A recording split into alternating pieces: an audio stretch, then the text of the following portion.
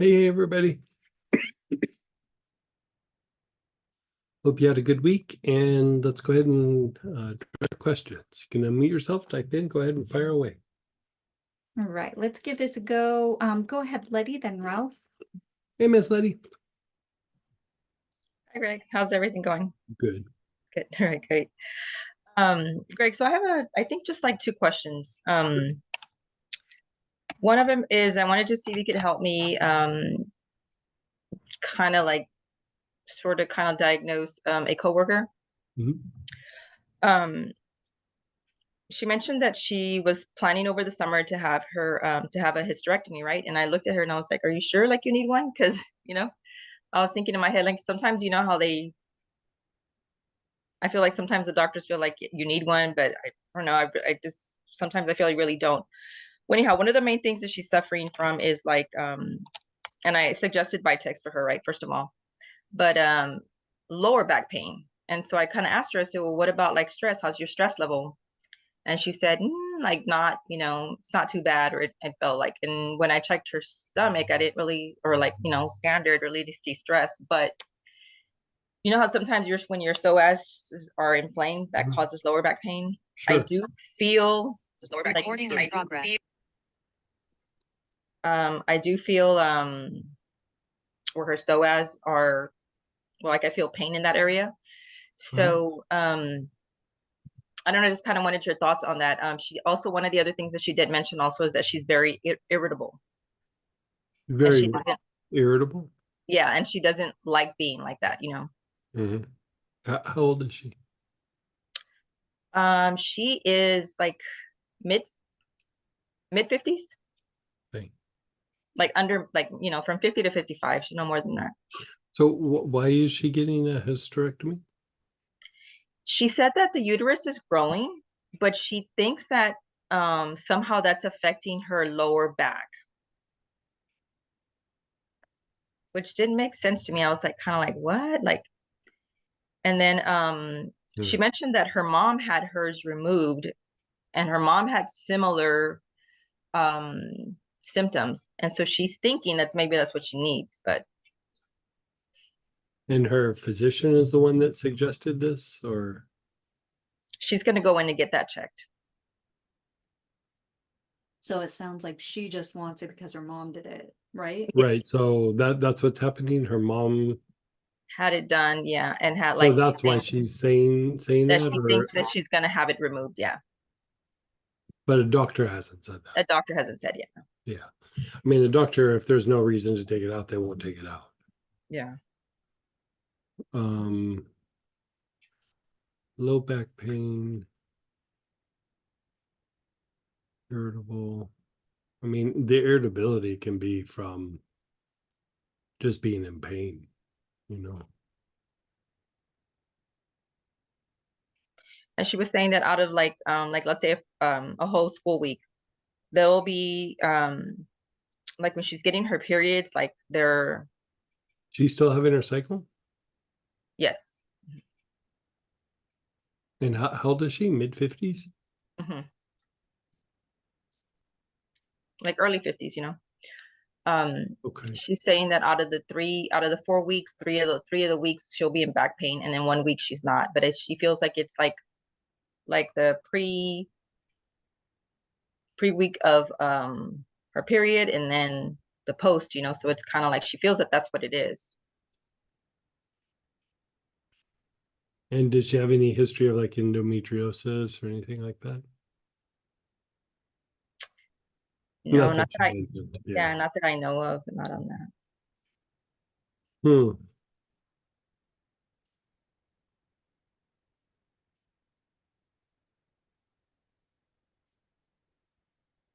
That she's having a three weeks on, 1 week off. Of lower back pain, yeah.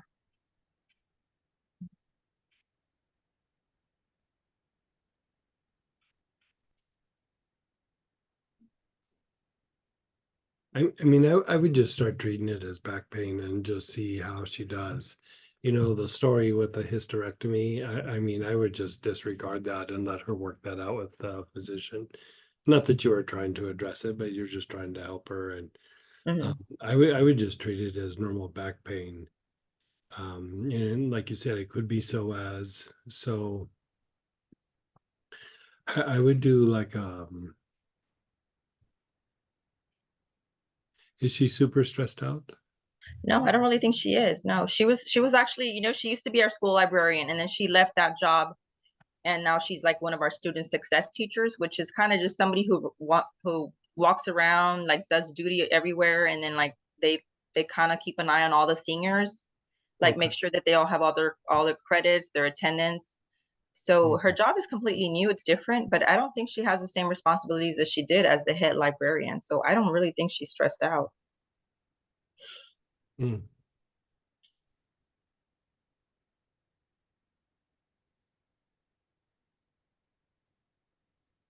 I would say just start off with like some pain soothe, Mhm. as an ointment on that low back, and have her inhale Palo Santo. If she'll do like awareness on the lower centers, that would be great. But if she can't, just sort of like think of the pain and or the area where her back is tight and have her inhale. And then any time with something like this, I would say maybe hiss up as well. And the reason being that there's probably some bronchial spasms, there's probably tension in the diaphragm that's increasing tension in the spine. And Mhm. so you could do that. I mean, we could go crazy with different things to do, but if I was going to add one more thing, I'd probably have her put Sylvester Pine on her wrist, like 3 or 4 drops daily, Mhm. just because it would increase the production of cortisone in the body and help reduce inflammation and achiness and things like that. And so I mean that's how I would approach it at first, and then see how it it reacts. The other question I have, like kind of a weird question: does she wear high heels a lot? No, she doesn't. She's always been like, always No, has I always wears like worn flat shoes or flats. relatively flat Yes. shoes. Mhm. Okay, so I'd start with that and see. If I mean, it depends on exactly where the pain is. Like if it's in on the spine versus out a little wider, you know what I mean? Mhm. Like it could be different things, but that she's having, a cycle with it where she's having three weeks on and a week off. I mean, hard to say what that is. I mean, it could be hormonal. It could be like also tied to her sleep or just, who knows. And Okay. so that I just, sometimes you just start treating and then see how they respond. And then after that, you can make some tweaks. And so, the thing with doing that at first is even if it's not, super successful, it still tells you a bunch of information because it's a solid pain reliever. You're deepening the breath. The Palo Santo is helping to loosen up the psoas. And so if those aren't hitting the number, then something else is going on, you Okay. know. And so that's where I would start. There's different kinds of pain relievers that we could fine tune into that, but pain soothe is a great just start off the bat like pain thing. You don't know what kind of pain it is, just treat it with that at first. The other thing is like nerve help could be worked in there as well, but the difference being that nerve help really helps with like chronic pain patterns and helps to re-educate the nerve. And so you still might do that, but I would just be curious to see what pain soothe does with the hyssop and the Palo Santo and where she's at. Now, I don't think I have any of that pain soothe ointment. So is it okay if I start her on like the nerve help? Yeah, yeah, do that. Get into an ointment. Yeah. Yeah, yeah. Okay. Thank you, Greg. One of the other questions I have is Sure. my daughter is they need to move into a different apartment, and I'm kind of like not sure whether I should help or not, or let them figure it out. I mean, part of me is being like selfish, or I want her to come back home because I'm gonna be a grandma, but I don't know if she needs to experience this on her own. Yeah. Just want to know what were your thoughts on that?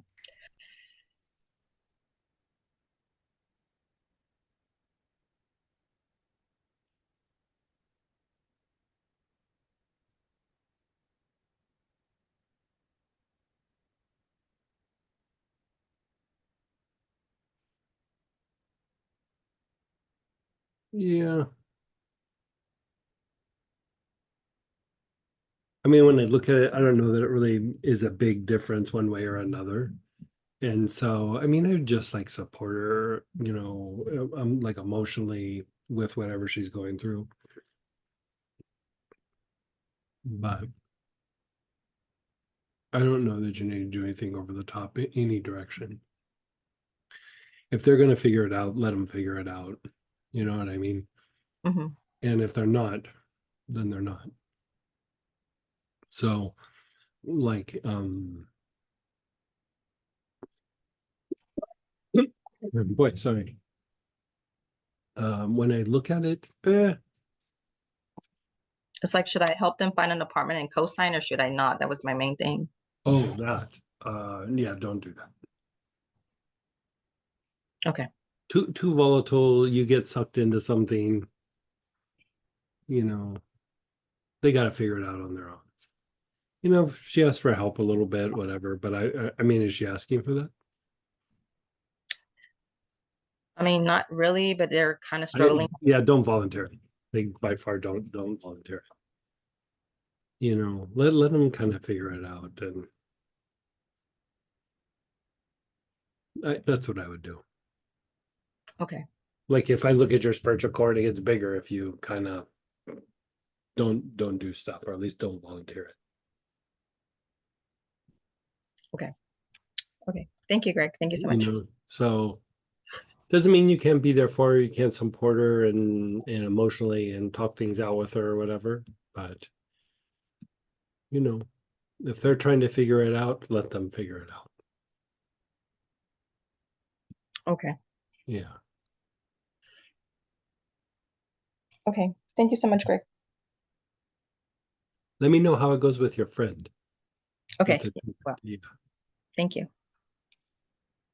And then go ahead, Ralph and Lolly. Hey, Ralph. Hey, Greg.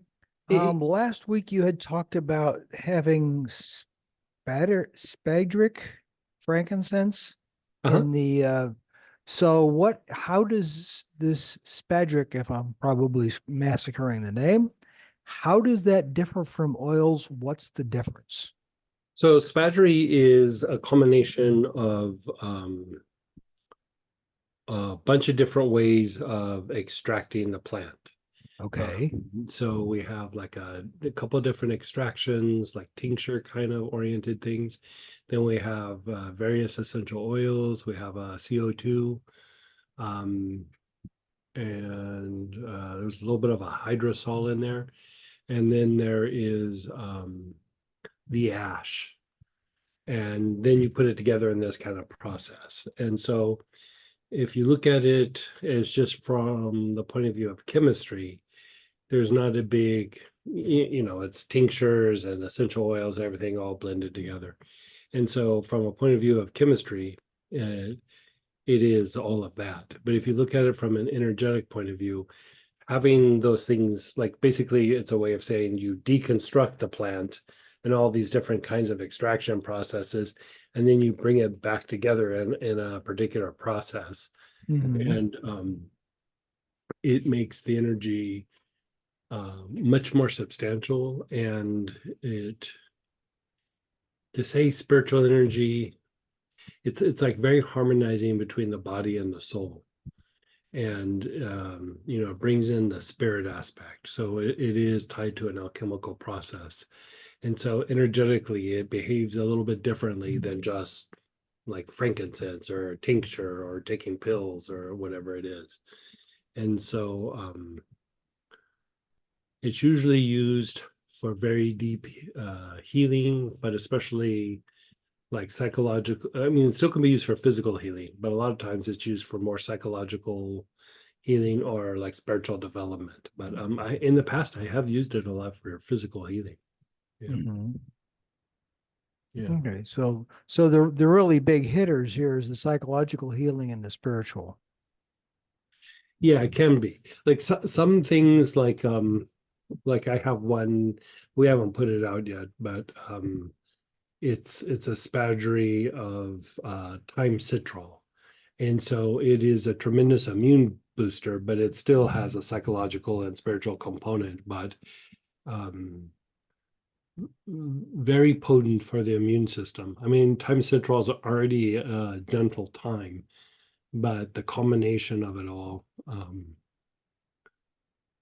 because you're using different parts of the different extraction processes of the plant, and sometimes even different parts of the plant. Um, the how like we do supremes, where you take Yeah. the same plant and it's grown in all these different areas, and then you bring them together and you mix them, and it's like maybe 3 times, 4 times stronger than the plant that just grew up in one area. It's like that, but on steroids. Like the idea of the Supremes was kind of in the vein of Spaggery without adding the tinctures and the ash. A big part of it is the ash. Like you burn down the plant to not just like charcoal. Like I mean, you really burn it down to where it's like a powder, and then you add it in, and so it makes available a wide, broad spectrum of what that plant does. Okay. You Yeah. had mentioned last week that you were working or going to be working on doing this for Melissa. So Yeah. if I'm somebody who likes Melissa and I think it's really great stuff, Right. what's going to be the draw for me to go get some of this Spedric Melissa versus the good Melissa that I've got in my cigar box? Right. So, like doing inhalations and everything with the Melissa that you have, taking it internally, boy, it's hard to touch that. This would be a way of doing it with the Spaggery, and potentially making it cheaper for you to do it. Like you could get a very similar effect with the Spaggery version versus just the essential oil. I mean, the Melissa, I still use them both. Yeah. And a lot of times I do the essential oil, but the Spaggery version would be pretty potent and a way to keep the cost down, like probably substantially. I mean, I haven't charted out how long a 5 ml bottle of Melissa versus the 1 ounce tincture, but it should be a pretty decent cost reduction. Yeah. Yeah. Okay. You wouldn't be able to inhale it like the essential oil. Like that would be the downside of it. Mhm. But we're going to put the Melissa one out next week, and like 1 ounce bottle is about $40. So if you're using it like that, I mean, when I do Melissa, I do about 6 drops at a time. I would probably have to do a double dropper of the Spaggery version to get that Mhm. same kind of potency. So again, I'm not sure how each one will work, but it's just a different way to get the Melissa in and do some very similar things. But Okay. I find So the Spaggery stuff to be a little bit more heady. It doesn't matter what it is, it's you really feel it up in your head more than just like when you're working with the oils. And so there is a difference, but for me, I don't usually do both in the same day. It's usually an either or for me. I'll do one or the other. Yeah. okay, so the Spedrics tend to be more tincture like. Well, there's tincture, there's essential oils, there's hydrosol, there's CO2 when available. So they come in various flavors, if you will. Yeah, it depends on how I can access. Like cistus, for example, I have it. I have the flour, I have the resin, and then I have tinctures of both. I have the extractions of both. The essential oil, I have like 3 different kinds of cystis. I have the hydrosol, and then I have 2 different essential oils of cystis.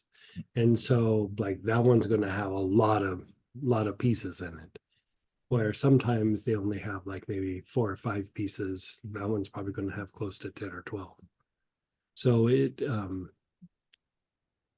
every plant's a little different, you know, like what we can get access to. And you know, there's some things where it almost doesn't always make sense to make some of the things in Spagyery, just because what's available and the extraction process and then how you would use it. And but right now I'm just kind of doing the ones that I've used for a while. And I mean, I like the Melissa. It's different, but it's not massively different. You know what I mean? It's a little bit more heady, you know, a little bit more heady. You know, Okay, the Melissa's consecrated, but I have even this it's a like a brandy. They got blessed and consecrated quite a while ago by a High Lama. And so like in the Spagyery, I even add like some of that. Like it's not quite like holy water, but it's in the vein of holy water. And so you know, it's a different combination. That's probably all the spiritual, you know, consecrated components of it are probably why it's so heady. Yeah. okay, so Yeah. super heavy duty intuition as to whether this is going to be really effective in our toolbox or not. I'm digging it. Like I had Blue Lotus tincture right before we jumped on. That's why I'm feeling all like mellow and like, hey everybody, how's it going? Okay. Yeah. All right. Like it's just you know, put you like in this like meditative space that's not like anything else. Like you know how like after you've meditated and you've had a good meditation, you kind of come out of it and you're just kind of like you're chill, not a lot of thoughts going on in your head, you're looking around, you're awake, you're not sleepy, but everything's pretty chill. Like that's the way it feels whenever I do the Spagyery tinctures. Okay. Yeah. All right. Meditative space. Yeah. Okay. All right. Thanks for giving me a little more Yeah. little more for my intellect to chew on about Yeah, that. yeah. Yeah, and I think we did like a write-up of kind of like how they talk about Spagyery through the years, but there is like a little bit of a special process, like when they go through and do it, like to make them energetically bind together. And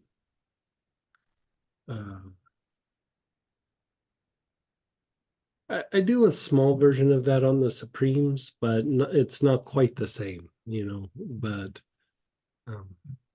yeah, I don't know. Okay. Yeah, you'll have to maybe give me feedback at some point. All right. Good deal. Thanks. Yeah. And then go ahead, Lolly, and then whoever's iPhone. Hey, Lolly. Hi. Hey, how are you? I'm good. How are you? Good. So I'll just go from where Ralph was talking about because this saved me one question. Hmm? I was wondering about the same thing about the Melissa. So I kind of understand the difference, but then if I were to compare, because I use Melissa pretty much daily, if I were to compare, and sometimes if I really feel I need it, if I were to compare like lemongrass that I sometimes alternate with, as opposed to using the Spagyery Melissa, what would you do? The Spagyery Melissa Oh would be yeah, I do this stronger. Spagyery over the lemongrass big time. Yeah. Okay. Yeah. And then does it have any alcohol in it? Yeah, it does have alcohol. It does have great alcohol in it. Yeah. Okay. Is it like is it in terms of percentages, do you really feel the alcohol, or is No. it just like, No, you could drink that Oh, whole, like the whole okay. bottle, and I don't know that you would. You might feel Okay. a little something, but like a little dropper full, you're not gonna feel anything. No. Okay, Yeah. cool. So that was just about that. Now, okay, I have a very short one and then a couple of long ones. If we're talking about the upcoming classes for a second, Mhm. I know that the generational healing, you have a 2.0. I still haven't taken this one. And then Mhm. there's also a Ming Men class coming up. And I Oh yeah. kind Yeah, I of forgot about. and I would probably have to decide between the two of them. So I'm kind of wondering, the generational healing, you keep mentioning that it talks about the dynamic and the function, which connects to the auric programming. Mhm. So is that Yeah, 2.0 so is that's when you good, but connecting? we're also covering some of that in some of the other classes, like Sandalphon would be like the structure component. And so, I mean, if you don't get it in generational healing, we're going to go a little bit deeper in each of the pieces and either a study group setting or a class. And so, the functional healing, for example, or the function of the aura. I'm going to go into it a bit deeper in a class just by itself, the four aspects. And, so you could do the generational healing, or you could wait for the next one to come. I'll probably teach that one in July. And so, what would it be? That one where we're in Sarasota. Like, what is that, 13th, 14th or something, Mhm. 11th, 12th, something like Yeah. that. Yeah, Yeah. 13th, 14th, I think of Yeah. July. So that will be a much deeper version of it. And so, I mean, the generational healing is good, especially if you want to do generational work. And, those pieces are good. But like even with the dynamics of the aura is the 7 directions. And in that, I didn't correlate it to the 49 and everything. And so it would be helpful, but it's still not quite to the point where the 49 aspects that are in auric programming has been presented in that. Would- Like it was a little So bit would of that be an the two? appetizer or a precursor to Mhm. those things. Yeah. But would that be the 2.0 that you're doing at the end of In June? That's what the I'm. generational healing, I won't be presenting it with the auric programming Oh, information, just because it would be a little confusing. Like that, like the okay. focus is more on the generational healing. And my intention was to do a little bit of a study group, but I think that one was so intense for people that I just thought I'd give everybody a little break from that for a little bit. Because I mean, it really, I mean, if you want to talk or tackle things from each side of the family, it moves that energy like nobody's business. And so Okay. the You'll hear my dynamic, next question. You'll tell me to take the class. Okay. yeah.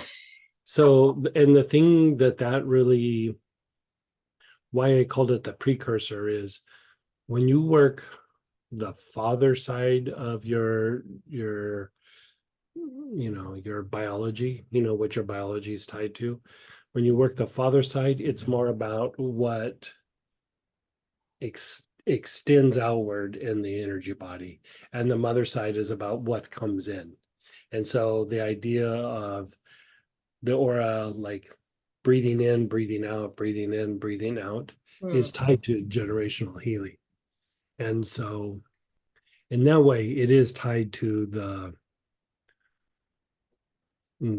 like the precursor to auric healing, but it's the part that we do with the chords, like it's the latter part of the second day is what really taps into that. But it's a little bit intense. Like stuff comes up, like unresolved things, even things that you might not even think is an issue. And so that's why I was like, oh, let's pump the brakes on that. And we're still going to do a study group of that, but just getting everybody a little bit of time to digest it before we go back at it. And we'll do it in more pieces so that it's not so intense. Okay, now I actually want to take the class even Yeah, more. yeah. No, it's a very, I mean, there's a handful of classes that I'd say are very, very potent. That would definitely make the handful, you know. Yeah. Yeah. And Yeah. then, and the main class that you're teaching, how is that connecting to, I So mean, that is tied to like for a couple years in a row, every month we do one of the chakras. And so we do the holy name, the spirit, the angel, the planet, and then some of the tendencies associated with that. And so we taught all of those classes twice. And so this time we're teaching it again, but we're going to do a 2.0 version of it where it's going to be different than the previous classes. Same oil, same kit, everything like that, but it's working it with a little bit more of what we're doing these days with the aura and working the aspects with the foundation that we've laid, you know, with 3 brains and all of that. Yeah. So it same class, but different, you know, just like if Yeah. you looked at the Sound of Fun class, like the old Sound of Fun class you went through and did before we did the weekend, and Mhm. same oils, but very different class, very, very different class, you know. Okay. Yeah. So yeah, I Most basically class, want to decide with or, yeah. yeah, most classes I could do 3 or 4 different versions of them. And Mhm. you know, for a while I was like, well, we could come around and teach it again. And then I don't know, maybe about a year and a half ago, I was like, let's just do a review and then we'll do a 2.0 version. Like, let's just start doing it that way. And that way, when people have had the class, we can just use the same kit and you know, it's a review and you know, I don't know. I like that version, and we can go much deeper in some of the classes where really a weekend doesn't really touch it. Like generational healing, I could have taught that over a week, but you know, that's not practical. Mhm. So, you know, we do a can in 2 days, but I'll come back around and we'll teach, you know, a little bit deeper every time. And so I laid the kit out so that when I come back for a 2.0 or a 3.0, you won't need different stuff. Yeah. Yeah. Okay. Yeah, because I'm probably gonna end up doing either or, and I was kind of debating which one. I was actually leaning towards the If generational. well, and I would keep also the 7 rays. Like I definitely would keep that if that's in the That's mix. the kit is the kit is already on the way. Oh, okay. Yeah, okay, good, good. So if you're doing either or there, maybe the generational healing. Okay. Yeah. Like I mean, if you're Okay. gonna do it and you're really into it, like swing big, might as well do it. Yeah. Yeah. As you can see, I'm Yeah. I'm I mean, just the generational okay, stuff, thank you. the generational stuff is it is potentially profoundly healing. It's just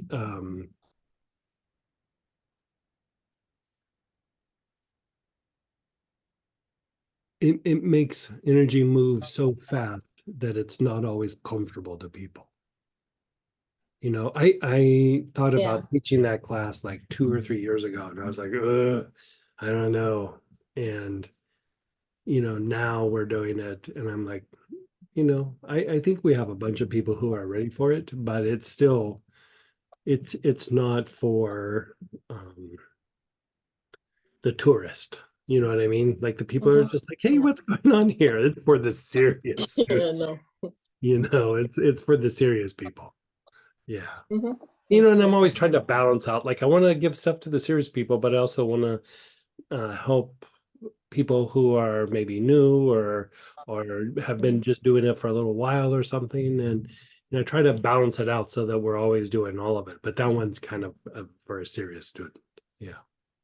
Yeah. Yeah, which I mean, yeah. So the idea was really to catch up on that and then be able to do the 2.0 Mm-hmm. at the Mm-hmm. end of June. Okay. Okay, so that was the light question. Now let's go to the heavier one. Okay. It's a lot of stuff. It's a lot of stuff. So if it needs to be an email, let me know. Sure.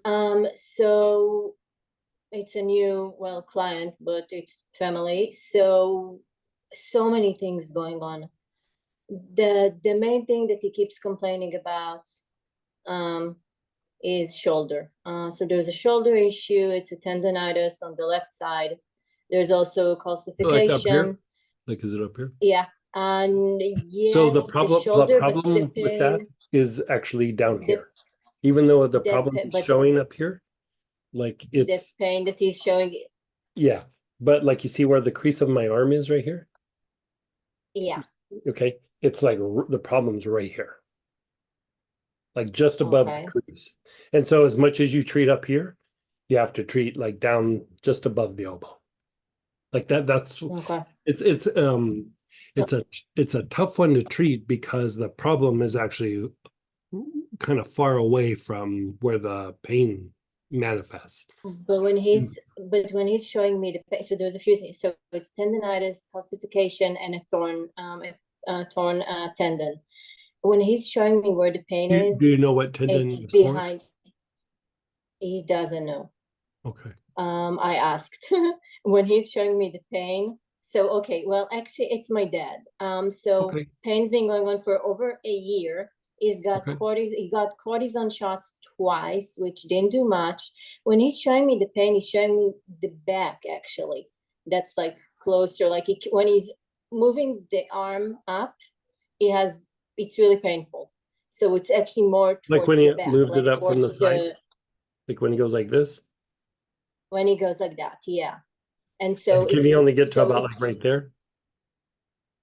yeah, but he keeps saying that it's painful, and it's painful actually more on the back of the shoulder, not the front. Now it's both shoulders. The left is worse than the right. The right used to be more of an issue. Can he go higher than that? He can. He just says that it's really painful, and his pain tolerance is. I don't know. He can tolerate pain. He So doesn't. He's it not good in sounds like explaining. it sounds like he has an impingement in both shoulders. Like there's a little piece of cartilage that pops out, and then as you elevate the arm, it gets compressed. And so you'll notice like they'll go up and they'll go painful, and they'll even like start to squint to move it up, or they'll move it forward to move it up, or they'll go like this. Like to move it up, they just start moving their torso. And so that little piece of cartilage basically is getting compressed because there's so much tension in the rotator cuff. And so you kind of want to use things that are antispasmodic to on the front, the back, the side, like even up here, and then down the forearm. You'll want to treat that with things that are antispasmodic, or things like helichrysum is even antispasmodic, but also anti-inflammatory, will release fascia. But you could start with like marjoram or pepper, like black pepper, or Paracelsus, but like put it on like in an ointment. Put about 25 to 30 drops per ounce of like massage oil or sesame oil or something, and then rub it on front, sides, and back, and even a little bit underneath. Not necessarily in the armpit, but just, still hitting the shoulder, but from the underneath side. And it will take a little while. But by consistently treating the shoulder girdles, you'll take the pressure off that cartilage by loosening up the rotator cuff. And so just be consistent with that for a little while, and you should be able to make a pretty substantial change. Yeah. Okay, that was number 1 out of the 10 issues. So, because that's my problem, that I don't know how they're connecting. So here's the thing with that. So this has been going on for over a year, and I treated him. I also did pH today for the first time on him. Mm-hmm. He used to be completely not open to that. Mm-hmm. Now he's more open to it. Mm-hmm. So in addition to that issue, which again, I don't know, because I don't understand why the issue would be lasting for such a long time. He also is on blood thinners, because he has some issues with the blood coagulating. So he bruises really easily. So, if he bruises on the hands, he get all these like small hematomas. Helichrysum might be an option for that, but I don't know. He also Yeah, has, I mean, part of it, he's on blood thinners. So I mean, like that's, that's kind of, I mean, and I would have yarrow they put, handy just for when, like, if he gets a cut or something, it's going to be hard to stop the bleeding. And so yarrow will stop the bleeding, even when it's tough to make it stop, like even with blood thinners. Sometimes it takes a while, but when they're on substantial blood thinners like that, if he gets a cut, he's got to go to the hospital. Like it's yeah, like the bleeding is just not going to stop. And so the thing with the shoulder, if it is an impingement, which it sounds like, it won't get better unless it gets treated. Like it will, like if it goes untreated, he'll have that the rest of his life. Like it won't just naturally stop. Because that cartilage there, slipped out, and then the tension of the rotator cuff, the more pain there is, the more it just keeps clamping down, and it will kind of spiral a little bit. and And they, so yeah, and that they doesn't, offered him like another shot of something, or yeah. uh, Um, I've never found cortisone to be super helpful for impingements. Like mm, it's temporary, but it doesn't correct it it. was, yeah, Yeah. yeah.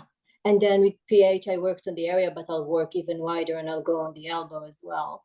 And the elbow, the and shoulder blade, the armpit, like Yes, on the shoulder blade, yes, I top of the did that. shoulder blade. Yeah, all of that. Mm-hmm. Now, okay. Now another thing is, which again I don't know what's so the reason that he's on blood thinners is because he had a heart procedure years ago. Mhm. Then they put him on the blood thinners. In addition to that, he has sleep apnea. So, and when I talk to him, he's like, "Oh, I feel I'm fine," and then he's like, "But I'm taking this medication, that medication."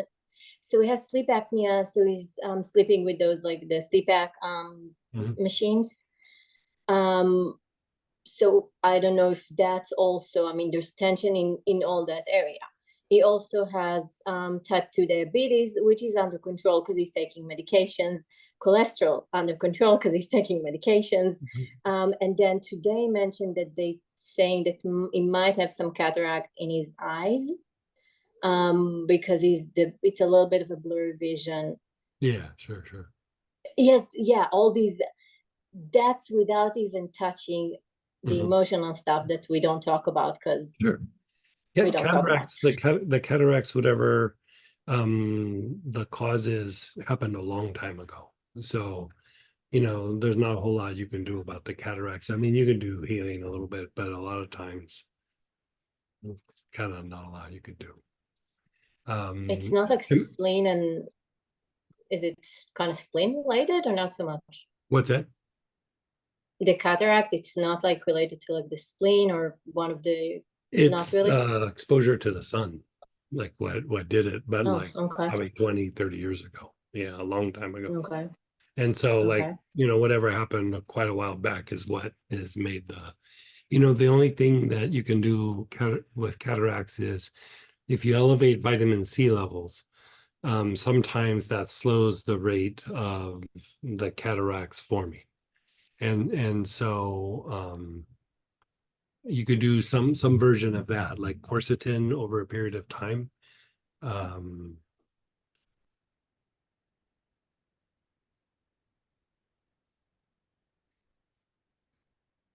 the issue though is the blood thinners. Like let me look up and make sure that quercetin's okay with blood thinners. Like I think it is, but let me double check. But if you elevate the vitamin C levels, they've done biopsies where the tissue in the eyes with cataracts that are forming, it's vitamin C deficient. So, Okay. By elevating vitamin C in theory, it's hard to validate, but in theory, it should reduce the formation. But it was sun exposure a long time ago. And so uh yeah, the diabetes, there's not really an essential oil that works that I feel like, oh, this really nails it. There's little things that tweak it a little bit, but the use of barabine, and bitter melon with chromium Oh, I think you picolinate. mentioned it. Yeah, You mentioned it very, at one very point. good combination for blood sugar. Very, very good combination. Yeah, I mean, you can either, you know, you'll have to have him watch his blood sugar, but a lot of times they can lower the amount of insulin that they're taking, or if they're pre-diabetic, it takes them out of that range of being pre-diabetic. But if he's on insulin, it will I reduce. don't think so. You don't. He's Let me check. pre-diabetic Okay. or he's diabetic? Is he No, it taking said to injections? me, as far as I know, no, but I don't. So you might be able to get him off his don't meds know. with that one. Yeah. If he's Okay, not doing but I'll check. injections, yeah. They use can't remember the names of it. It used to be like glucophage and but they use whatever. But you could probably lower it enough. Is he checking his blood sugar? Yes, I think so. Okay.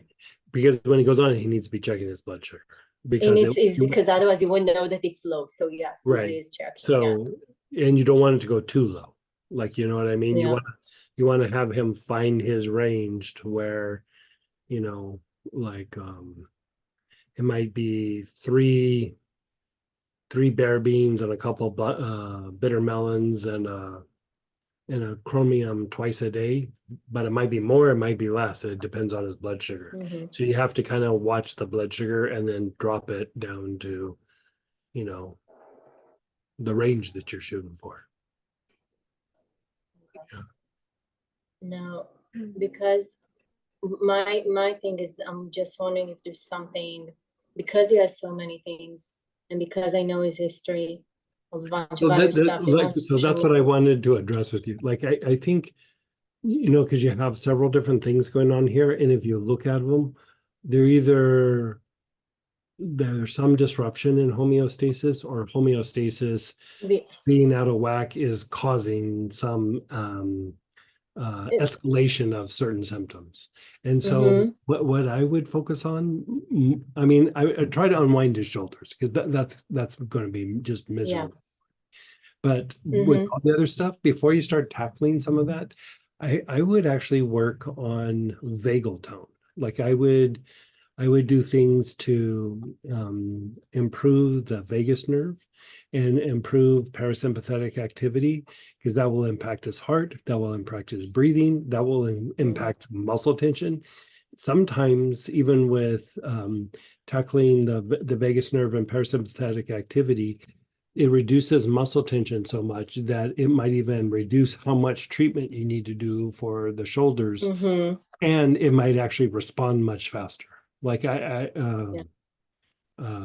like if I go in, I have this guy who does myotherapy, which, you know, they get on trigger points and they push really hard until I cry uncle and give him all my passwords.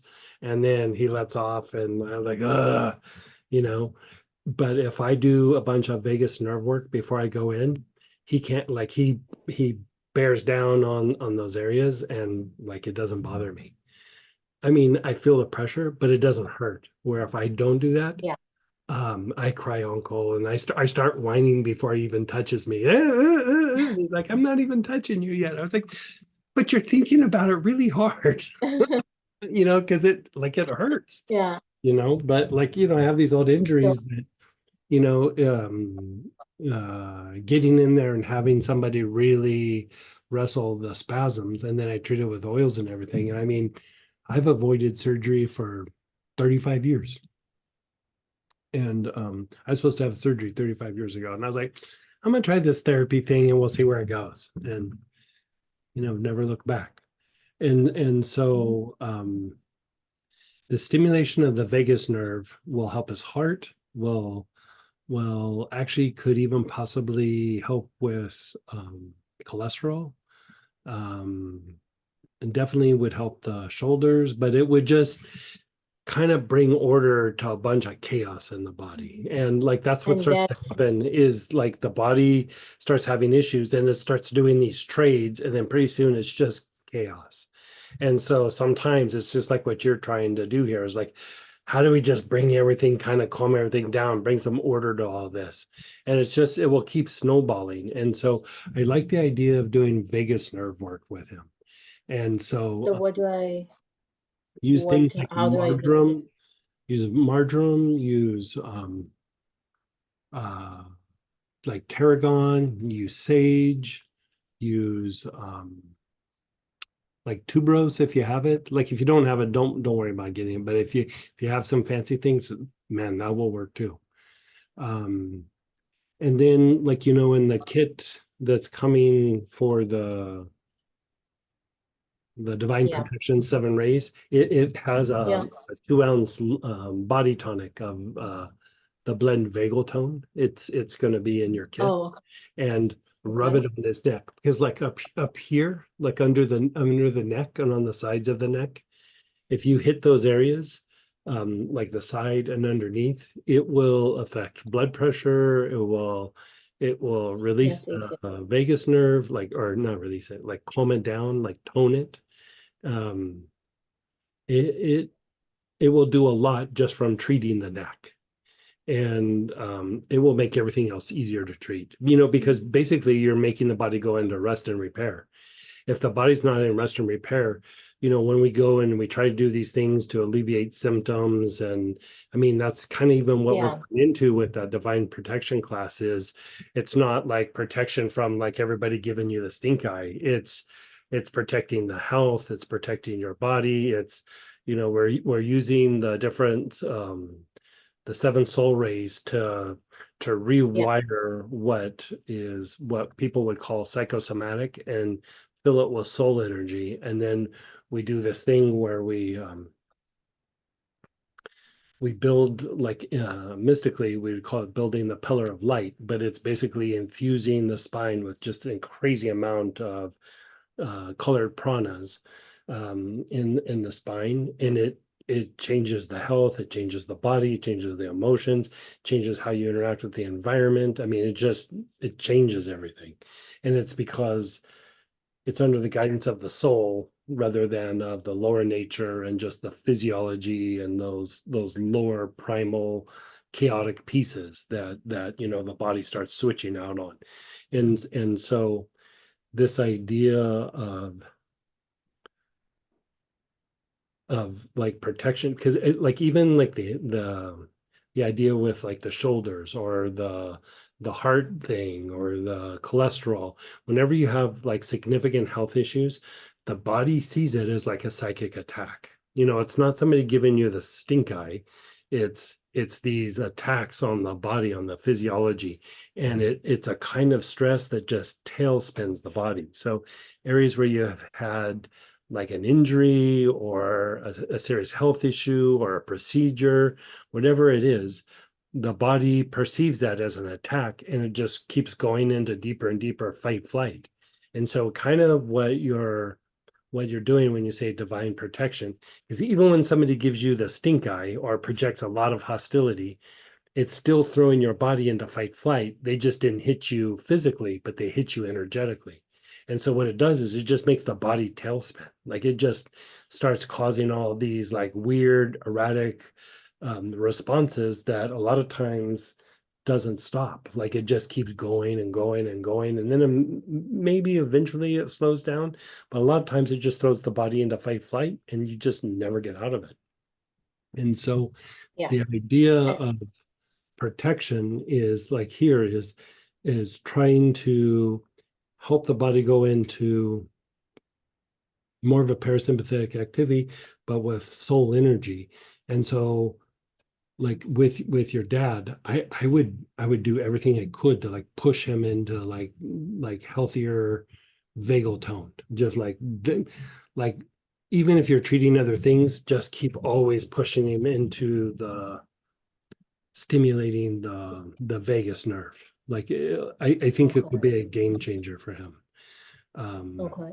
So here's the thing. I mean, he's not he's not a mellow person, right?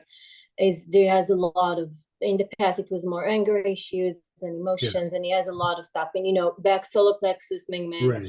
And But even see, when I even worked the on him, vagus nerve stuff would address that. Like even That, like and the that's what I'm, anger, yeah, even the anger, yeah, and all those so, things are poor vagal. Like if you look at it from a physiological point of view, it's poor vagal tone, like almost every time. so basically, okay. And then interestingly enough, when I worked on him today, Mhm. a lot, it took, for many reasons, I couldn't work on him until now. But one of the things that really came up is grief, which Sure. it's not, it Yeah, wasn't mine. It was his, Uh-huh. because of, well, something very traumatic. So that came up, and interestingly enough, at the end of the session, he said that he was like, I slept so well. I like Oh, he good. hasn't slept like that in forever. And what was I supposed to feel? And I'm like, nothing. That was the Right. idea. So I was like, oh, something is working, even though Right. the pain wasn't substantially reduced. But I was like, okay, at least I can get him to a point that he's resting so much. Yeah, I would agree with that. And like with his So breathing stuff, like treat his bronchioles, like in the throat. You know, okay, however you so want to. then, Yeah. so if I'm doing pH, add that as well, right? And if Yeah. is there any way and it doesn't live here, so I'll have to send him everything. So I'll just send him yeah. So the body tonic is probably, now when you mentioned like the marjoram, the tarragon, would that be what, topically or inhalations? Topically or in inhalation. Yeah, either way. Either or. Mhm. And you can put it in, you can diffuse it, right? Sure. Diffuser is easy for It him. would be a little He'll bit do better that. if he inhaled it like this, but if that's hard, Let's then diffuse it. Yeah, just diffuse. let's Yeah. not push it. We want him to use it. Yeah, So yeah, yeah. whatever I I can hear do. you. I hear you. Okay. And then if I'm doing pH, is there any way to work on the vagus nerve? Like to kind of tone that with pH? You have to just really clean the throat and back throat, but the sides of the throat. The sides of the throat are actually substantial, and then the sides of the head, like the sides of the head, and then after you do the head, the jaw. Okay, so I was in there Yeah, pretty much. yeah. I was in that direction, and because I did enhancing the immune system. I worked on the shoulder. I worked all the other stuff, Yeah. the brain, the spine, and actually, what was interesting, I worked the layers of the aura. Oh, good. I Yeah. tried that Yeah, yesterday yeah. and today, and it's been interesting experimenting with that. Yeah. Yeah. Yeah, it makes different Yeah. things expel. Yeah, Yes. good. Yeah. And on different people, obviously, it's different. Yeah. So Yeah. thank you. I think so that was the missing piece because I was like, I'm spiraling a little bit, especially when Sure. it's Yeah, somebody yeah. that's I hear close to you. me. Yeah, yeah, yeah. But now I feel comfortable that I can work on him and it's gonna create something, but I'll get him the other stuff so he can start Yeah. using it as well. You know, like just like when you say like, okay, I have a big list with this person, like whoever it is, whenever you see that, parasympathetic activity and vagus nerve always would be one of the first things you check. You know, one of the very first things, because like a lot of times when symptoms don't look related, they you know, because you're like, Yeah. okay, he's got a shoulder problem, he's got a heart issue, he's got cholesterol, which those two are kind of related, and then he's got the blood sugar issue. Blood sugar and heart issues kind of go hand in hand a little bit, but you know, if he's got other issues, it'll seem like random, but when you look at it through the eyes of parasympathetic activity, it's all connected. Like like whenever you see a bunch of weird symptoms or weird things that don't seem like they are connected anyway, like I guarantee you it's a parasympathetic nervous system issue. Like every time. Every time. Okay. Yeah. And and especially like he doesn't really do rest and repair. So Right. You know, especially Yeah. if somebody's, you know, had a busy life or a stressful life, or they're just used to pushing, or they got poor sleep for a long period of time, or they had something traumatic happen. I mean, it's pretty normal for people as we get older that quality of sleep goes kind of downhill a little bit. And so it starts to be that as we get older, it starts to get harder and harder to shift over into that parasympathetic activity. But if you can do that, it literally will slow down the aging process as well. Like it will Yeah. unwind the effects that you know life has had on us. You know. Yeah. And then and thank you. one last thing with him. He Mhm. used to get it more now, less leg spasms. He's taking magnesium now, but what, like marjoram or Yeah, marjoram would be the first thing I would start with. body tonic? Wintergreen, yeah, yeah, and a body tonic or wintergreen in a body tonic. Birch complex could be another one that he could use, or pepper. Pepper would be good for that as well. Yeah. Okay. But even with the stimulation of the vagus nerve, one It's of the already. byproducts of it is it decreases muscle tension and spasms. So like Mhm. you'll still need to treat it, but it's more likely to respond with the vagus nerve treatment. Okay. Okay. Yeah. Perfect. Now I have a better direction, so I'll organize that in my head and Yeah. and figure out the game plan. Okay. Thank you so You're much. so welcome. Hey, and I get to see you this weekend. Oh my God, yes, I'm I so know we're gonna be in excited. California. Yeah.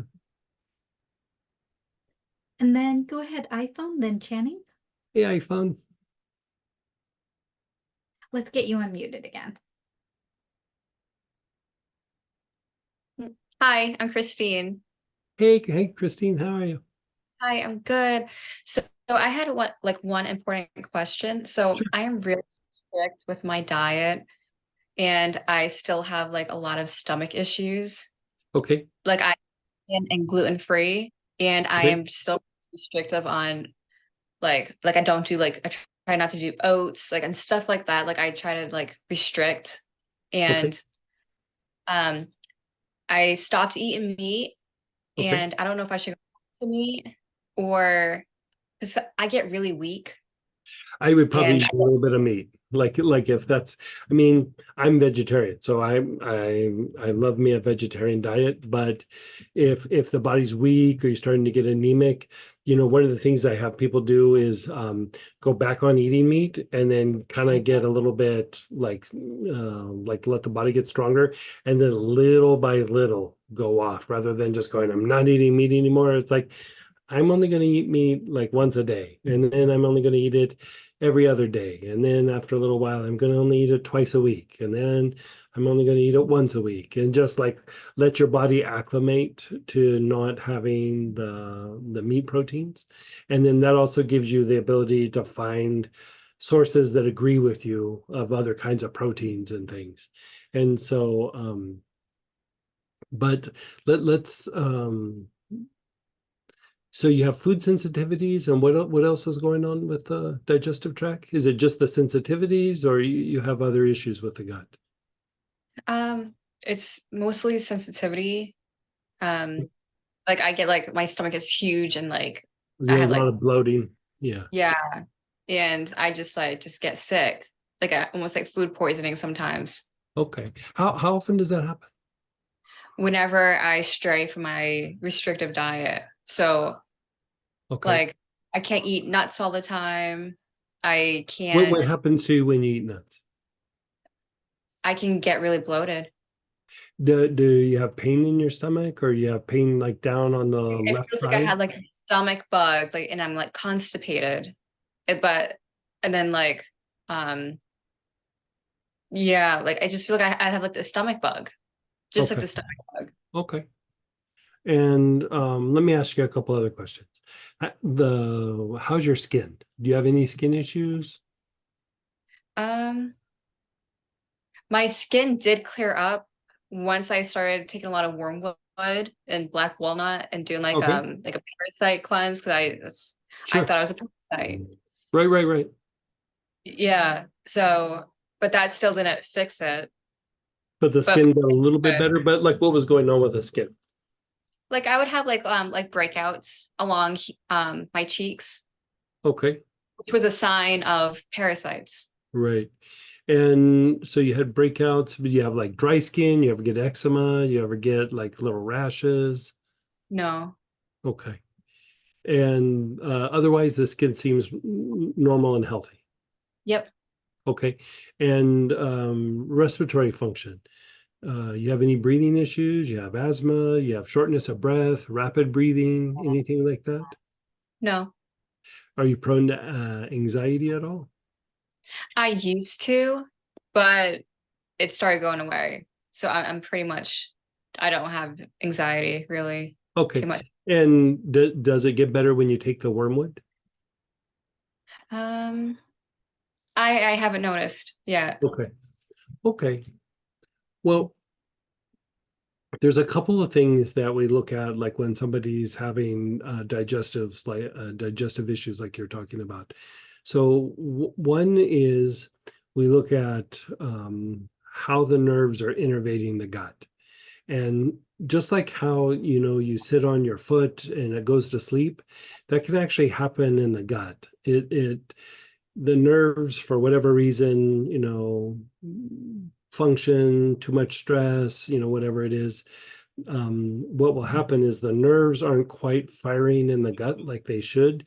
And the byproduct is usually food sensitivities. It could even turn into food allergies at some point. And so we want to do things to jumpstart the nerves in the gut. And so there's that component. Then the other component that we want to look at is how well the digestive tract is able to detoxify. So this means like how well is the lymphatic system cleaning this area up, and if there has been prolonged periods of stress or prolonged periods of being in fight flight, what happens for the body to continue to function when you're in fight flight, the muscle tissue in the gut is not getting quite the blood supply that it would normally get, and oxygen levels can deplete a little bit, and the body will keep pushing, but the byproduct is it produces this thing called lactic acid, and the lactic acid will stay stuck in the smooth muscle of the digestive tract, which would diminish its function and make it kind of toxic a little bit. And so instead of starting a whole bunch of things at once, I like to kind of go little by little just so we can fine tune and see what's up. And so the first thing I would say is there's a thing called ANS support that we make. And it's basically rosemary, tarragon, and anise or anise, however you want to say it.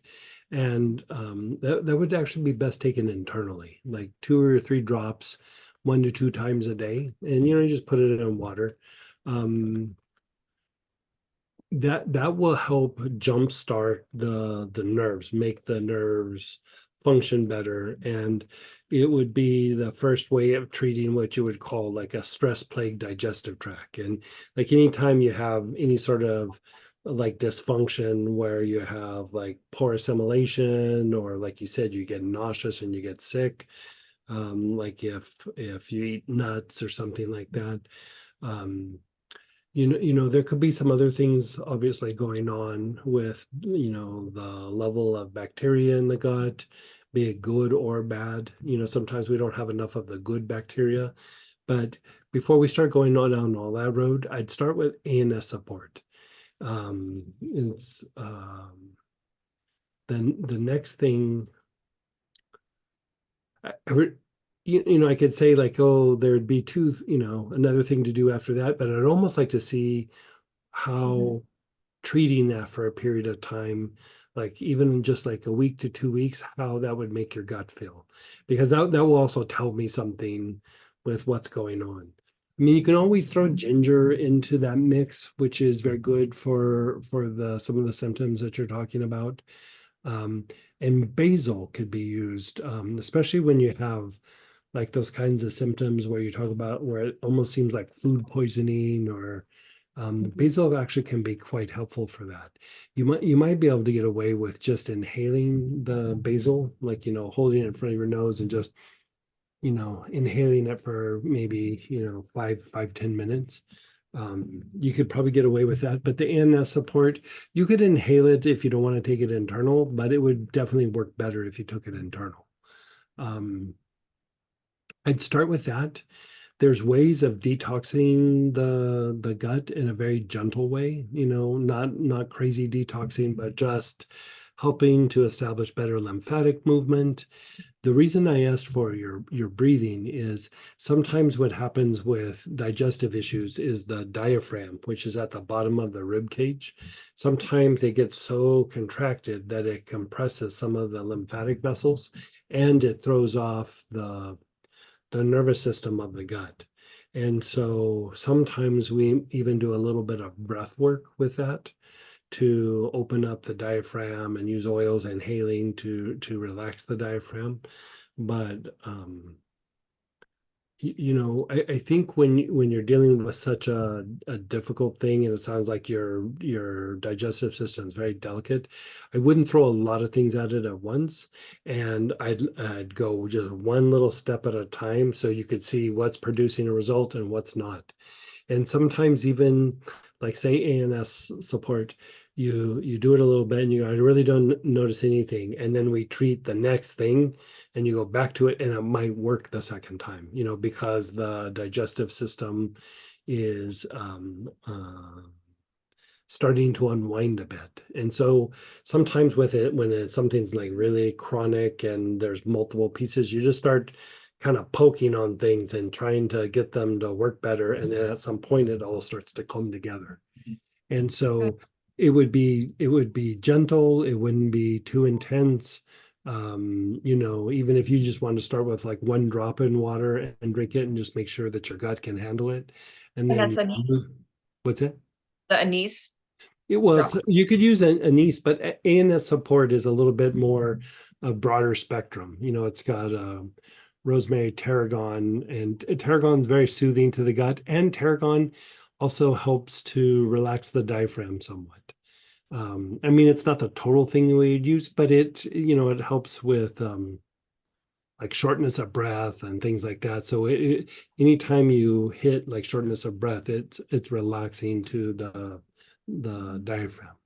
And so that combination should be helpful for getting the nerves to function a little bit better, helping with digestion. But that you have such a sensitivity, I'd start really soft, really gentle, see how it goes. You might want to think about also inhaling basil at the same time.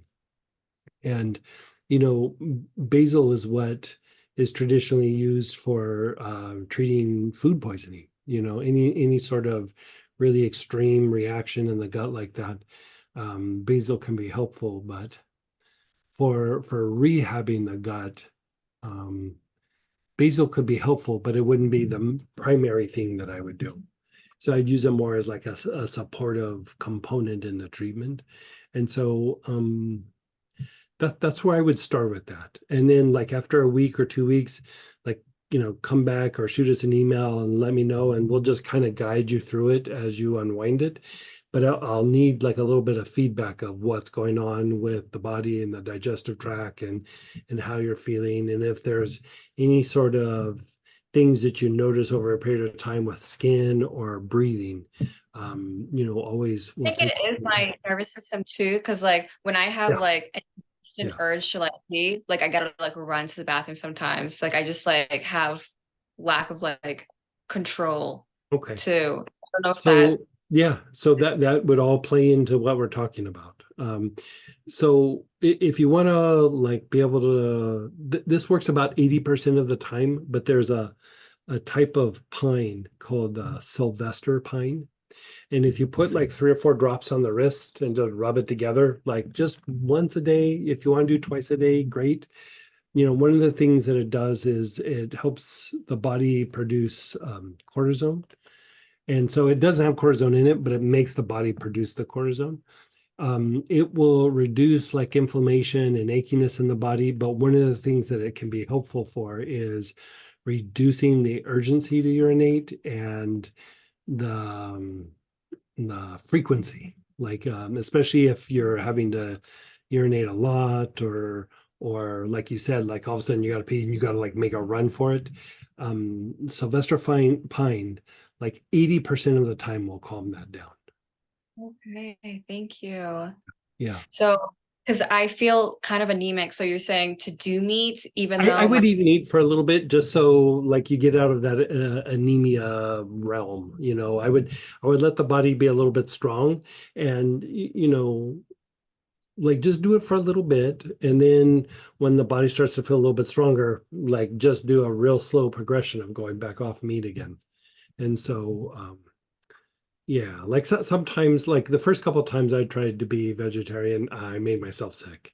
And then the last time I was like, well, I'm just going to do this and we'll see. And I did it kind of the way that I said, like, okay, I'm only going to eat it once a day. And then I'd only eat it every other day. And then I was like, I got down to like once a week. And then I'd go a few weeks and I was like, oh, I haven't even eaten meat. And then I was like, okay, once a month I'll eat it. And then after a while, it was like 3 or 4 months went by, it didn't even dawn on me. And my body got used to finding the protein in different ways. And you know, you let your body acclimate kind of slowly over a period of time. And so, you know, now if I end up somewhere and somebody sticks meat in it and I start eating it, you know, I just finish it. I don't make a big deal of it, but I don't ever feel that I need it or crave it or anything anymore. Okay. Yeah, because I've been vegan for like a year, and Uh-huh. I don't want it. Like it's gonna break my heart to eat meat. Like I really Oh, don't I want. hear you. Like I hear you. Like I have to not think about it like when it happens. Yeah. But just do it for a little bit of time. And You then know, do you think that's gonna fix like my cold hands, and my cold feet? yeah, it could be. I mean, that's a circulation thing. I mean, do you feel that you might have any sort of adrenal issue? I probably do. Yeah. Well, let's start with the ANS. And as we unwind it, we'll check in with the adrenals. I mean, I would still do that right off the bat for adrenals anyway. So the basil will help the adrenals as well. Um, the rosemary in it will help the adrenals. Like you're kind of getting some adrenal treatment even with the things that we're talking about already. The pine isn't a direct treatment for the adrenals, but it is stimulating kidneys and adrenals to function a little bit better. You know, it's not the total treatment that I would use for something like that, but it's in the vein. And so I feel good about like this moving forward for you, at least for the first step. Okay, amazing. Thank you so Okay. much for your You're so time. welcome. Yeah, yeah. And keep us posted. Like be it on this or email, just shoot us emails and we'll figure it out. Yeah. Okay. All right. Thank you. You're so welcome.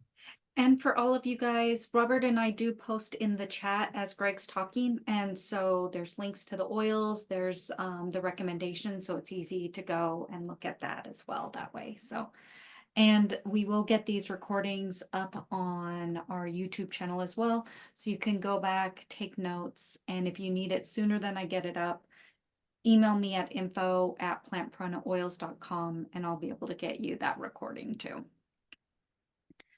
And then go ahead, Jenny, then Deborah. Hey, Miss Jenny.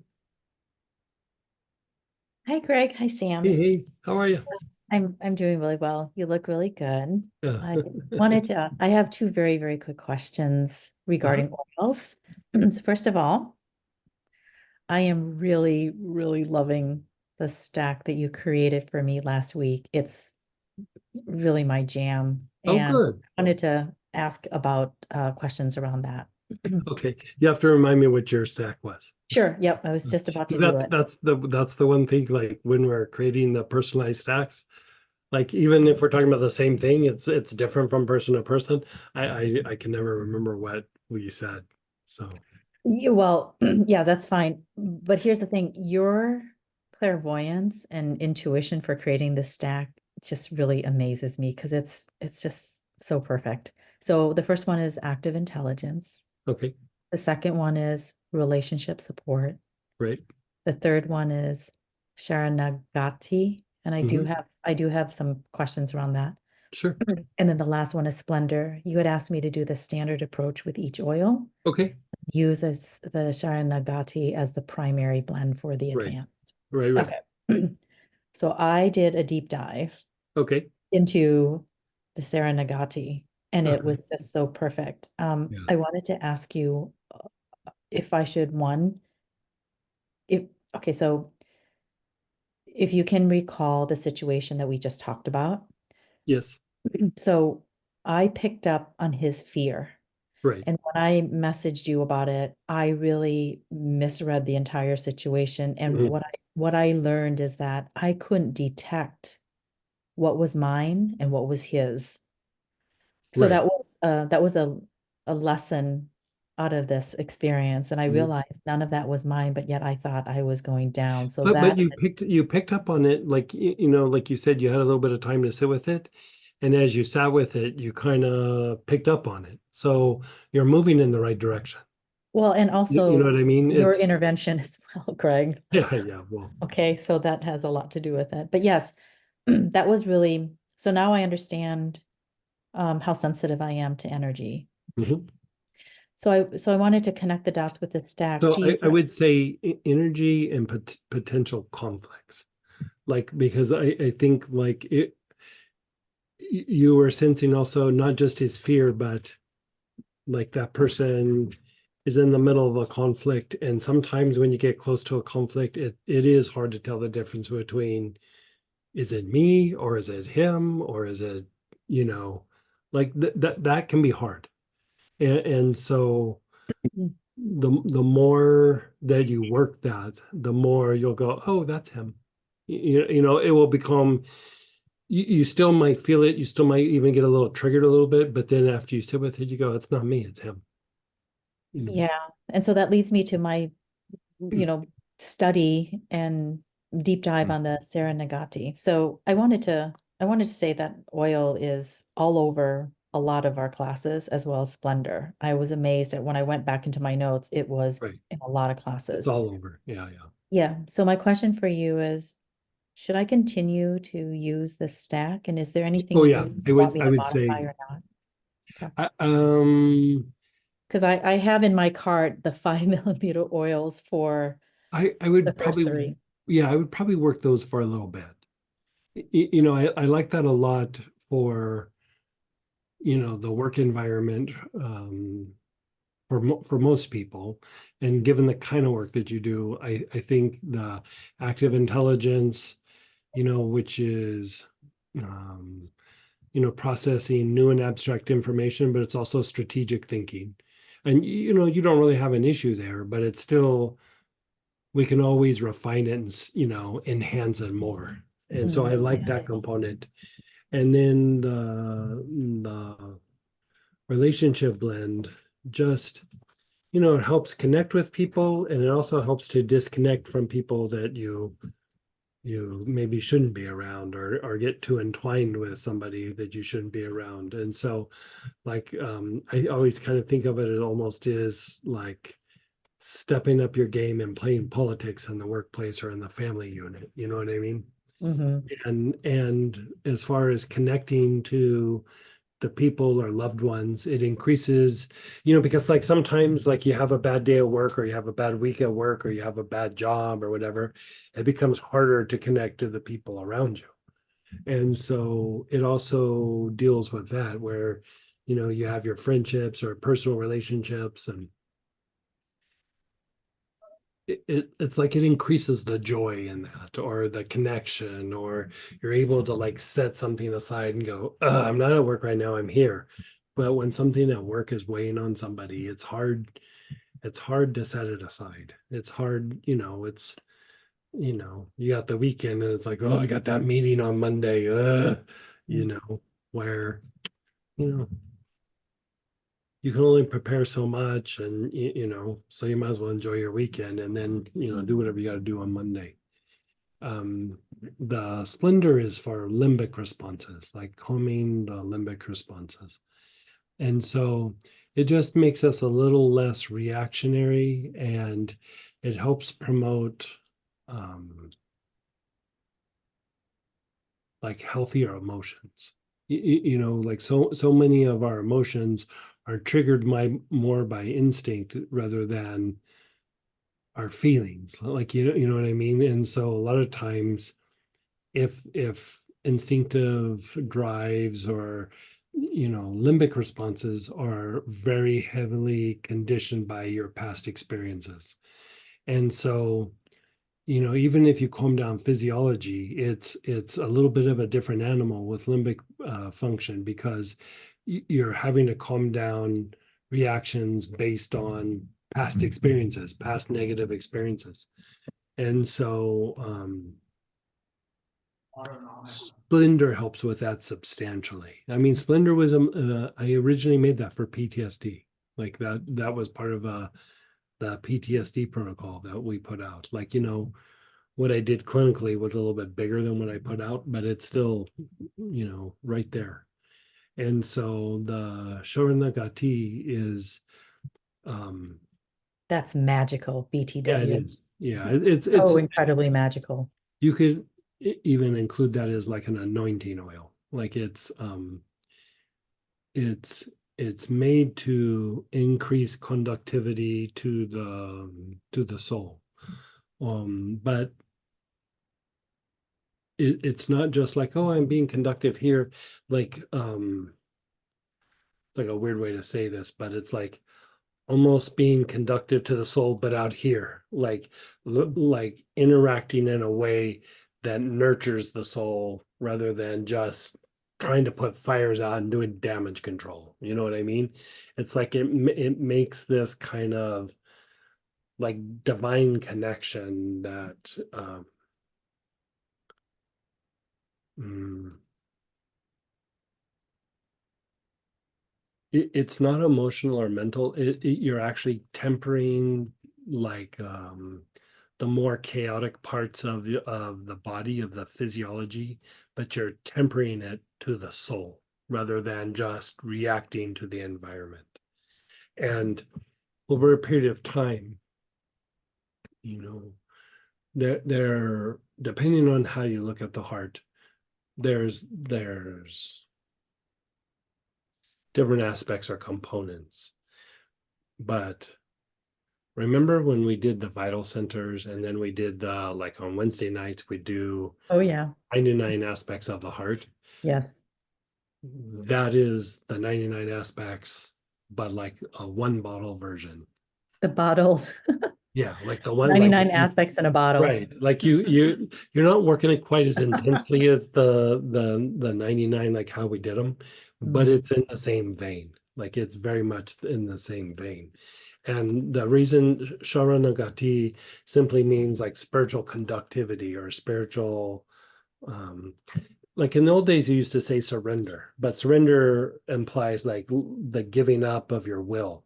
And with spiritual conductivity, your will doesn't diminish, it actually gets stronger. Like you're committed to something, you're driving forward with something, and that is truly Sharanagati. And so the in a way it enhances the spiritual aspect of the will, like you're being guided by the soul, you're doing the soul's bidding, and in a way the nature of the soul or your Buddha nature, whatever you want to call it, is more of a physician for you than any healing you could do. And so the idea with that was to make something that was conductive to these 99 aspects to develop the heart so that you could do the bidding of the soul. Yeah. Thank you so much for the stack. Yeah. I really, Yeah, really yeah. appreciate it. Yeah. Yeah, Sharanagati is very, very interesting. Yeah. That was I think the very first time I made that was in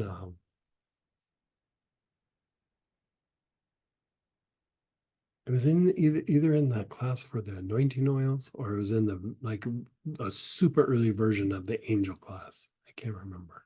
Oh, yeah. So these are the classes that I actually have notes on: Golden Flame, the Phoenix Technique, Metatron, and the actual science of conductivity. The Yeah. class for Right. Saranagati itself.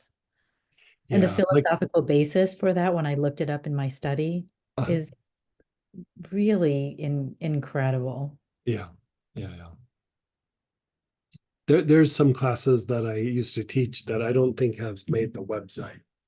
I haven't taught them for like 10 years or something, but Okay, there stop were teasing us. classes like way, way, way back in the old days that, we're so past all those classes, but it was like one of the early versions of the classes way back in the day. Yeah. That blend is probably, I think I made that like 20 years ago. Like the formula. You know, it's based on these mystical practices, and a couple of different traditions. I kind of blended the two traditions together and made that. So, yeah. And then go ahead, Deborah, then Chris. Hey, Miss Deborah. Hi, Greg. Hey, I have a couple of just kind of technical questions, and then something about myself. One is my mm, it just went out of my head. I'm using an oil for my ear, and I can't think of the name of it right now. And it's really thick. It's getting really so it's hard to get out of the bottle, and then when I get it out, it's like way too much. is that benzoin, myrrh, frankincense? I'm reaching for it right now.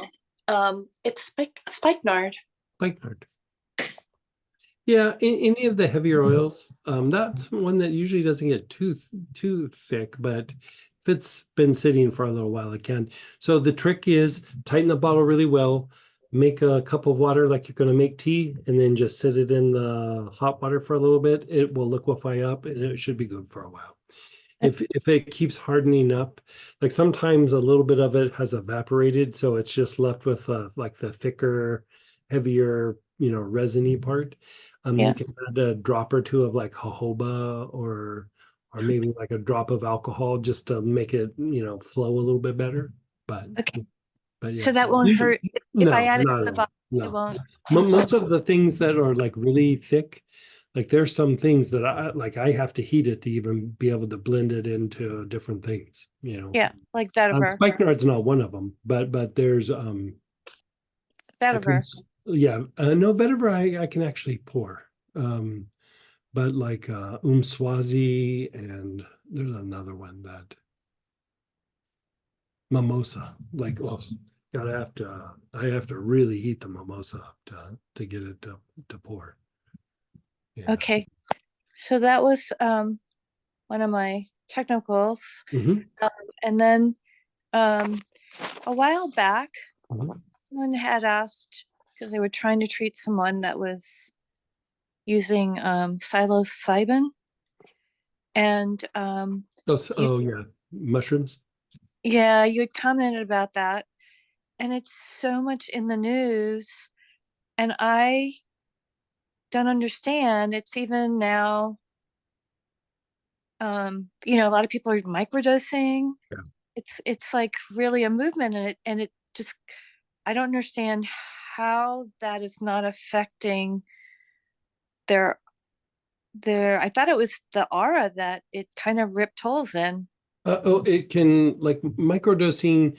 It might cause a little bit of some tears it's the protective web. Like big doses definitely cause tears. The microdosing, the idea is that it helps to reset the fear response and the fear mechanisms in the brain. And I've seen it used with people with like PTSD, like way back, this was 20 years ago or something.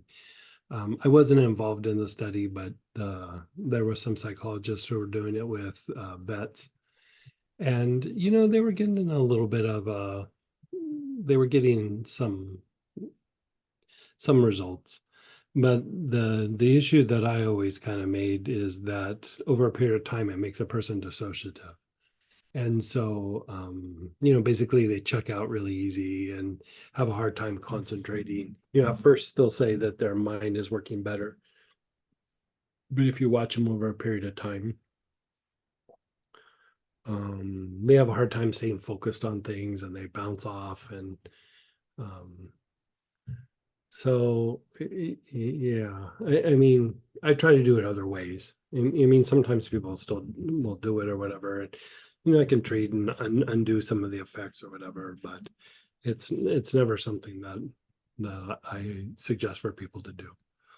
I don't try to, stop anybody, but it's not something I would recommend. Okay, I appreciate you explaining that, because I was having trouble assimilating the movement that's going on right now. Yeah, And well, this is what I would say about that. I mean, if it can bring, I mean, I think there are some people that it probably does help. yes, You know what I mean? Like there are some people that the potential side effects versus the benefit kind of outweighs the side effects, and you know, especially if they're on it for a short period of time. Um, but you know, I see people also using it because they're not happy or things aren't going their way, or you know what I mean? Like things where you would normally like go, okay, I have to adjust, or I have to make a change, or I have to, you know, I have to do something, and they'll use it for that. And like I don't think that's helpful at all. In fact, I think it's actually kind of damaging.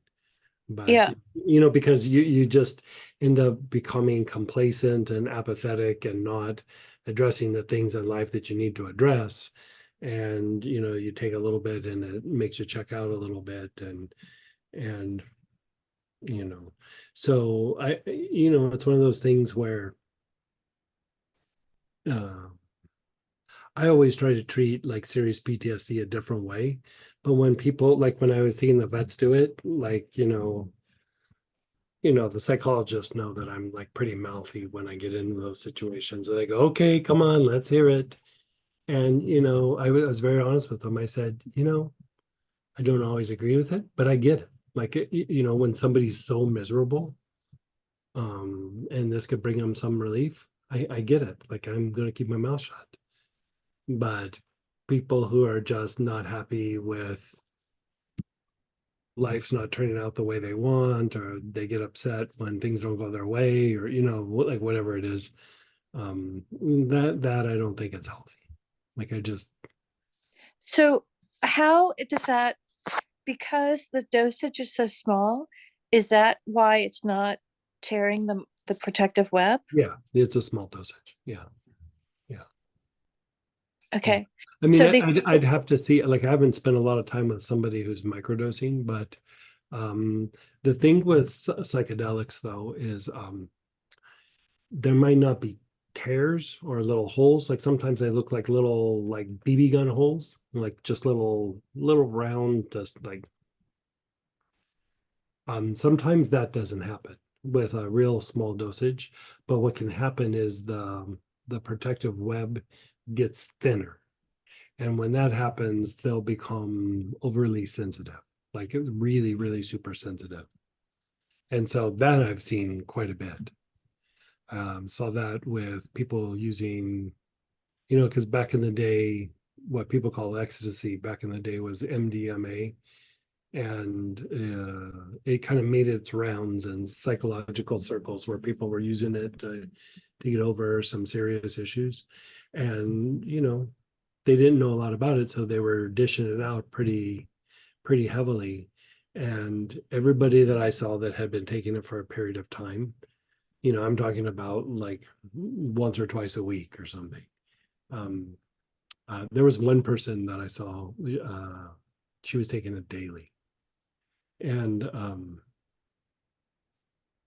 super hypersensitive, like super hypersensitive. They got to where they couldn't even walk into a room without feeling everybody's like stress and be super reactive to that. And so, you know, all these things they'll work, but they also have a price a little bit.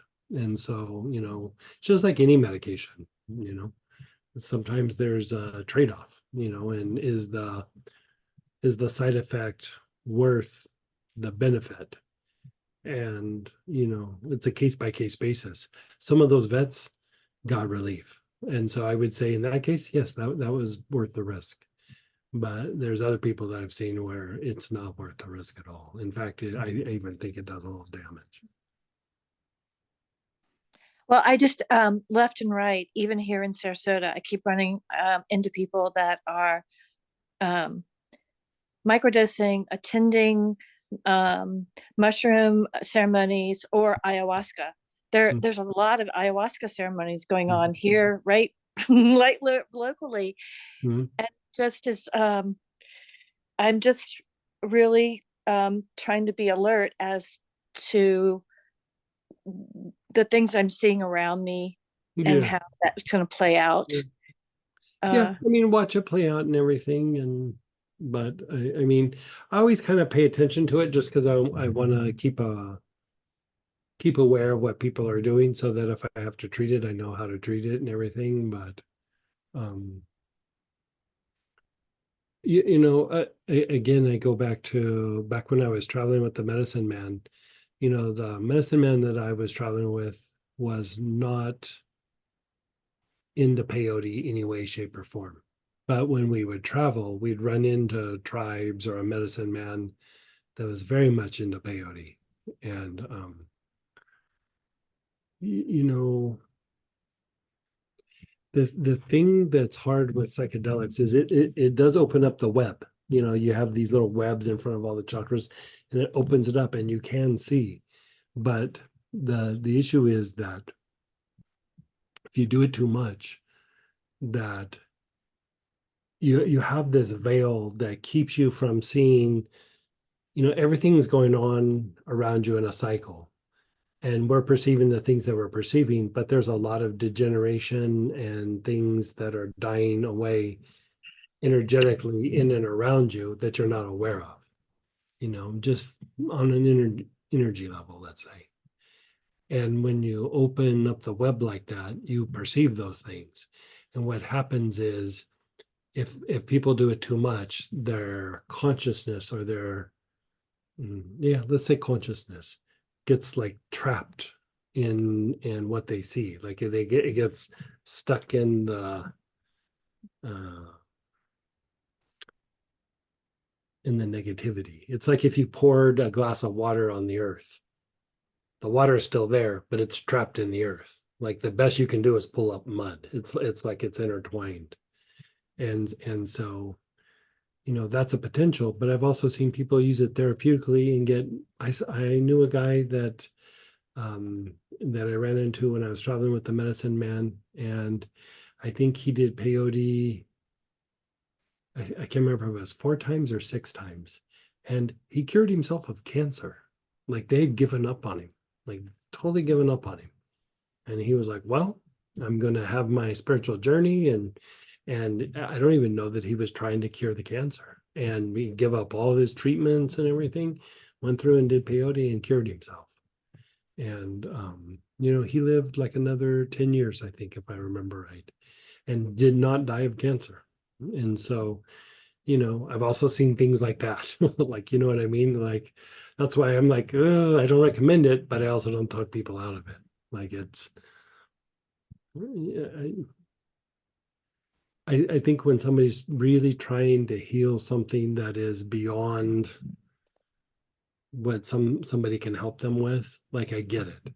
But when it's somebody who's just not wanting to feel the stresses of every day, I don't think that's a good idea. You know what I mean? Like those vets saw horrible, horrible things. Um, I get why they needed it. You know, I totally get it. You know. yeah, I refrain from judging their choice. I'm in a place of trying to understand Mhm. rather than Mhm. saying that it's, ugh, that's a terrible choice. It's Mhm. more about trying to understand and be aware of where it may leave them. Right, right. So that was the basis of my question. Yeah, So thank you for sharing that yeah, and in all of your experience. yeah. And then my last question is the personal part, which is the healing of my parathyroid and thyroid. Mhm. I'm still taking the couple of drops of the clove a couple of times, 2 to 3 times Okay. a day, and I'm still doing the bay laurel, a couple of drops of that once a day. Um, is there any of the other oils that I hear you talking about, like stacks and stuff? I haven't been to your class when that all came about. Yeah, that's in the auric programming class. Okay. Um, uh, mm,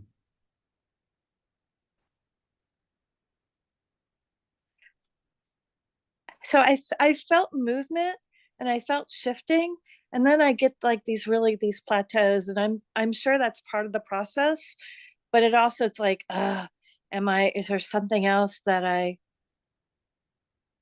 I'm just really not in touch enough to be able to, I Mhm. can't see it clear enough.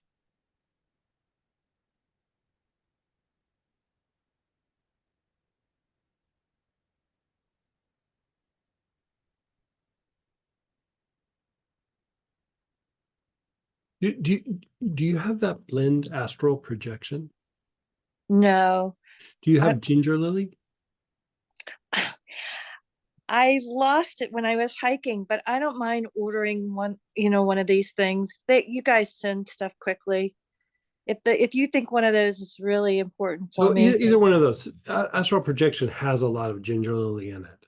And Okay. so either one of those, but you know the Moses technique where you go front heart and then back heart and then navel and then crown. Okay.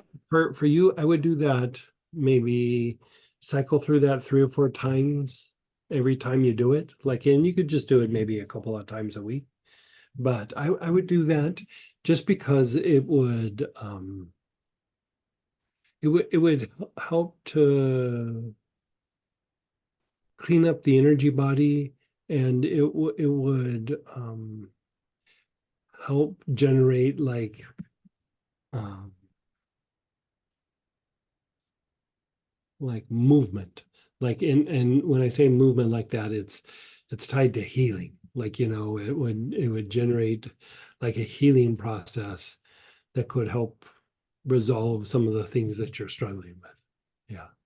Because it feels like things are releasing, and I Mhm. don't want them to go too rapidly and get into Right. trouble. Right. But it also sort of feels like sometimes it's just like it's kind of Like they hanging. get stuck, right? Yeah. Yes. Yeah. I think that's the movement thing that I'm saying is like you could even just use it when you feel like you need it. Like when it's starting to feel stuck or you're not having movement, then I would work that or use that. So the astral projection using the Moses technique, which was um the Heart, back heart, navel, and then crown. back heart, navel, and crown. Mhm. Okay. Thank you. Yeah, you're so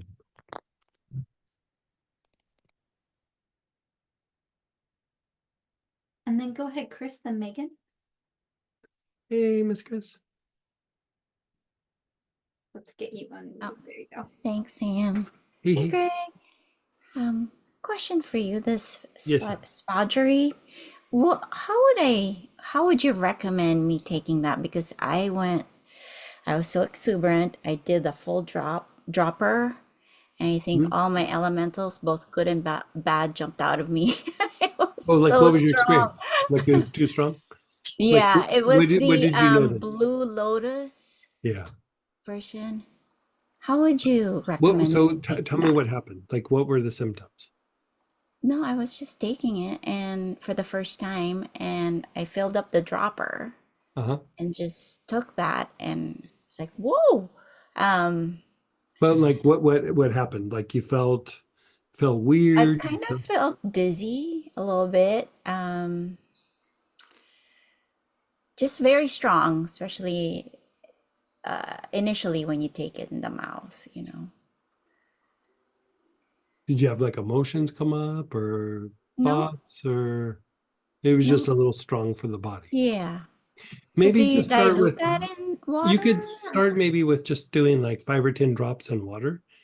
5 to 10. And yeah, and then see how that treats you. And then if you can handle that, then eventually do a little bit more.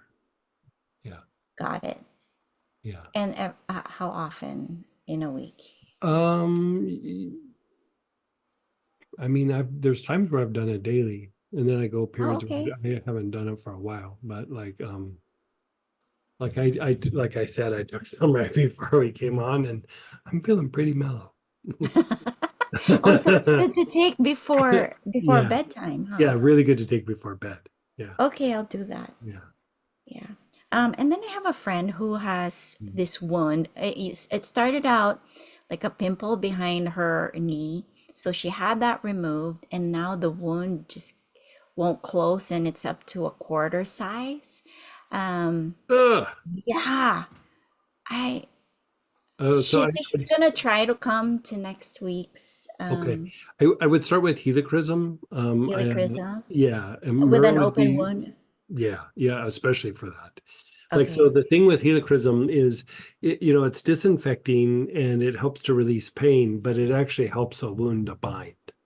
Yeah, And and they did so, all sorts of tests. Nothing. They couldn't find anything wrong with her. Why the wound wouldn't well, close. if it's right in the crease of her knee, it could be that it's just always staying raw. Like, you know what I mean? Like it's always staying a little moist and Moist. Yeah. yeah. And so that it's getting bigger is a little alarming. Right? Sounds like there's no infection because they've tested it, right? No, and she went this morning. Yeah, and yeah, she talked to our group, and just my heart goes Yeah. out to her. And she's been very stressed. She has all these difficult clients Does she have lately. sores anywhere else on her body? Say that again. Does she have sores anywhere else on her body? Sores? No, I Okay, don't think so that's the so. only spot with the sore. Yeah, Okay. Yeah, try the helichrysum. Yeah. helichrysum. Yeah, Okay. and then Any special pH other than what's on in the book? yeah, just probably what's in the book. But you know what I would do is going back to the vagus nerve, I would do things to treat the vagus nerve. Like anytime something's not healing, it's almost always the body's not in enough rest and repair mode. And so I would treat it specifically with helichrysum there. Helichrysum will make the body go a little bit more parasympathetic just by itself, but anything else that you can do to do that. So Okay. marjoram, tarragon, sage, and with pH, throat, back throat, and the sides of the throat, the temples, and then the jaws. Okay. Yeah. Thank you so much. You're so And welcome. you think it's so good for her to come next week, right? Talk to you. Yeah, I would be curious. I would be curious about other things that potentially are going on with her, but Yeah. sometimes these things just happen. You see them a little bit more like on the feet or the lower leg, but they can happen anywhere. And Right. sometimes it's still getting irritated or something, and so that it's on the back of the knee, that could be a little bit of an issue. But is there any blood sugar issues or diabetes or anything like that? No, she said Okay. they did all the blood work. And Can't everything's find coming back anything. fine. Yeah. Yeah. So my guess is she's probably a little bit too in stress mode and not enough rest and repair. Got it. Yeah. Okay, I'll have her join us next week. Good. Thank you so much. Tell your husband I will. Thank you. take care. And go ahead, Megan, then Babette. Hey, Miss Megan. Hey, Greg. I just wanted to ask if you wouldn't mind checking in. I've been just going through this big, like, kind of energy purge. It's probably a bunch of trauma and stuff over the course of several months. And so, like, my neck and shoulders are way looser and my arms are really light and all this good stuff is happening. And then it feels like the next little blockage in all this is kind of my sinus or ajna area.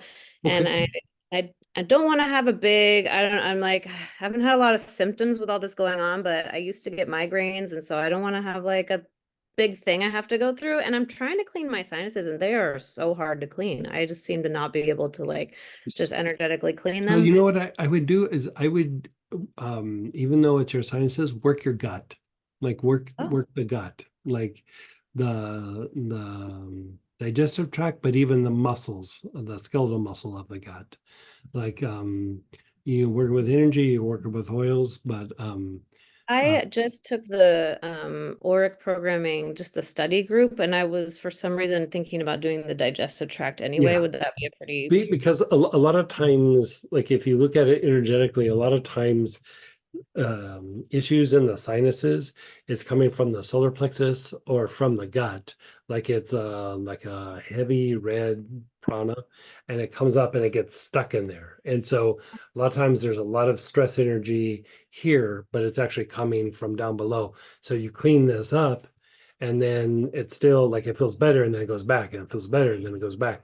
The issue is if you go and treat the gut, like the energy doesn't rise up anymore. So the sinuses will either resolve on their own or they become easier to treat, Wow, I substantial. was And never so, gonna guess that. yeah. And so like even the idea of like rosemary verbena, for example, you take that internally, it's good for the sinuses and it's good for the gut. Like it's good for like calming the gut and helping the nerves function better. So even something simple like that can be, it's not going to make a difference like overnight, but over a period of time, it will make a substantial difference. Okay, thank Yeah. you. And then, Um, another thing is, like, do you have a lot of mucus or it's just like pain? no, nothing. I don't have pain. I just feel it, and um it's just, and my forehead chakra and my ajna are just like, I don't know, especially my forehead's always been difficult to clean, and then and my back had minor. And so I hope it's all just going to keep loosening as it's doing whatever it's doing. But if there's a faster way or something else wrong that So you're your noticing. ajna and forehead. Hmm.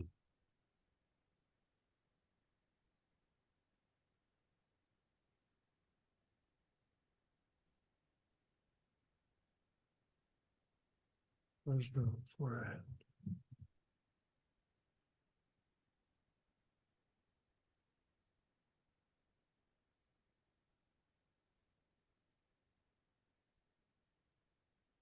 So you took the auric programming class?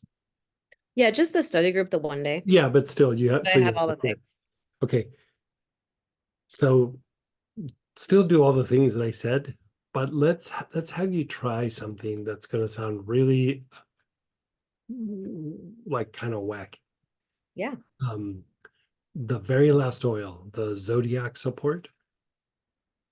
Try Okay. doing the auric program for that. Okay. Do that for like do it as a primary. Do the advanced version, one time a week, and then every night.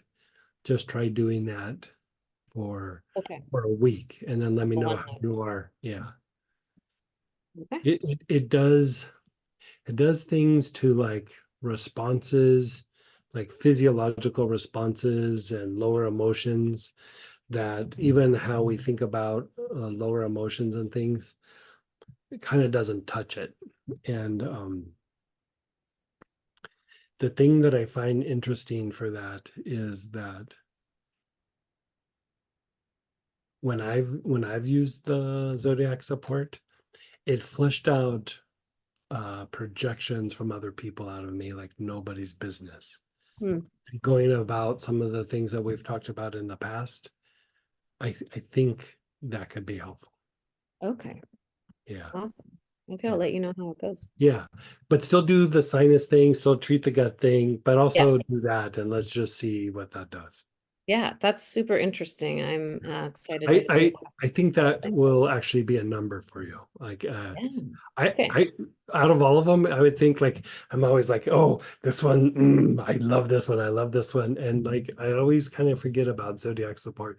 Every time I do it, I'm like, why am I not doing this all the time? Like why? Because it flushes so much stuff out of me. But even for me, like I know all this stuff, and my brain just doesn't go there. Like I just like, Yeah. why would I use that? Like I'm not working with an angel right now. I'm not working with a planet, and every time I do it, it flushes a bunch of things out. Every time. Cool. Okay. Thank you. And then go ahead, Babette, then Sonia. Hey, Miss Babette. Oh, good evening, Greg. I am actually talking because I woke up Monday. I've been doing my ice stacks every day, and did psoas yesterday and today, and I've been doing the respiration since Monday and when sometime on Monday, my left shoulder went bad. I mean, my neck started hurting, and it worked across the whole base of my skull to the point where I mean, I can't drive because I can't turn my head. I can't raise my chin. I can't. I mean, it's hard to. I mean, I have to drink from a straw now because I can't raise my chin enough to drink. I mean, it's Yeah, just, that sounds and it like just came either on. your trapezius or your Yeah, levator scapula. okay, and it Do just you, do came you on have fast any and hard. do you have any pain soothe? I do. I've got a pain, a Just psychogenic, no, do pain soothe. Do you have pain soothe? blah, blah, blah, blah. I have pine, and I got pulled out pain. Okay, no, that's not. No, but here's pain soothe. I think pain relief, but not pain soothe. No, they're different. Let me Okay, see. if you don't have that, nerve help or pain relief psychogenic. Yeah. Okay, nerve help. Okay, and just slather that on. Yeah. I did Multiple finally times a day. resort. Multiple times a day. Okay, okay, and I did finally resort to doing the ibuprofen, which helped some, but not Yeah. only enough that I could actually walk. Before it was, Yeah. it hurt, I mean, like bouncing a bowling ball Yeah. on a And if I bounce on remember a right, ball. you have some thin disc. Like you have a little bit of a neck issue, right? Yeah, that Yeah. pesky thing. Yeah, just on Yeah. that So bottom rib. it's probably a result of some variation of that, but still we want to take the muscle out of spasm and reduce the pain. So pain soothe would be first choice. Nerve help would be second choice. Pain relief psychogenic would be third choice. And just keep slathering it on those areas. And do we want to change the? Do we want to refine the stack for my eye? I do feel like Nope, I'm feeling keep doing it some for a bit. different. Yeah, keep doing Okay, it for a bit. Yeah. I could do the same one. Okay, because Yeah. that's got also got some nerve help in it as well. Yeah. And I need to apply these and not and as versus inhale them. What's that? Apply them And and not just inhale them. Are you talking about the pain? Yeah, No, apply it. Like apply it. really Okay, lather it on there. okay, good. Thank you. All right, thank you. I appreciate your help. You're still And I love the class. I love the org. I'm looking forward. Oh, and how do I order the Astara class to get what does it look like on the website with the Astara for the class on Sunday? I'll send you a direct link to be able to order. Oh, Yeah. thank you. I promise I tried and it's like watching a child trying to figure out a typewriter. Like, oh, Well, the what is website's it? very different than our website. Like, you know what I mean? They're not the same. Yeah, no, I tried for over an hour. Anyway, thank you. I appreciate it. Bye. Thank you. Bye, Sam. Thank you. And then go ahead, Sonia, then Cynthia. Hey, Sonia. Is it the sound on? Yep. Okay. You were saying for the clove oil for the thyroid stuff, Uh-huh. and you had told me 3 drops, and I understood that was per day. Is that correct? Correct. In one. Okay. Yeah. It's not multiple times a day. No, one should be enough. Like if you're going to do it multiple times, divide the dosage up, and you can do like a drop or 2 in the morning, and then a drop or 2 at night. Okay. And And are how? you hyper or hypo? Uh, uh, because I can't have trouble staying awake and things go low for me, I end up hyperactive to counter it and be able to stay awake. So your thyroid is hyperactive. Oh, my thyroid is low. It's got that what do you call it? It's got that genetic syndrome. Okay. Yeah, so stick with the clove. Yeah, stick with the clove. Yeah. They stick with what? The clove, what you're doing. Next, stick with it. Yeah. Okay. And then go ahead, Cynthia, and then we do have some questions in chat as well. Hey, Miss Cynthia.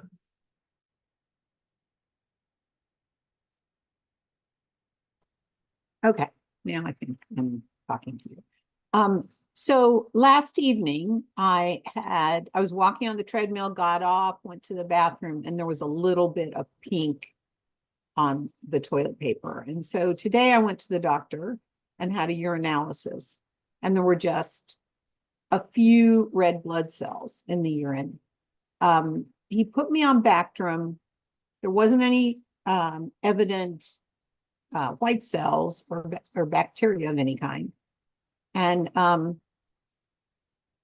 so I'm doing that, but is there an oil that could support? Because the other thing the doctor and I talked about was whether or not it was possible that I had passed like an infinitesimal kidney stone. Yeah. That's where my brain went to right off the bat. And did he mention like possible cystitis or anything like that? Or I haven't really had a lot of pain. And even when this happened, I didn't.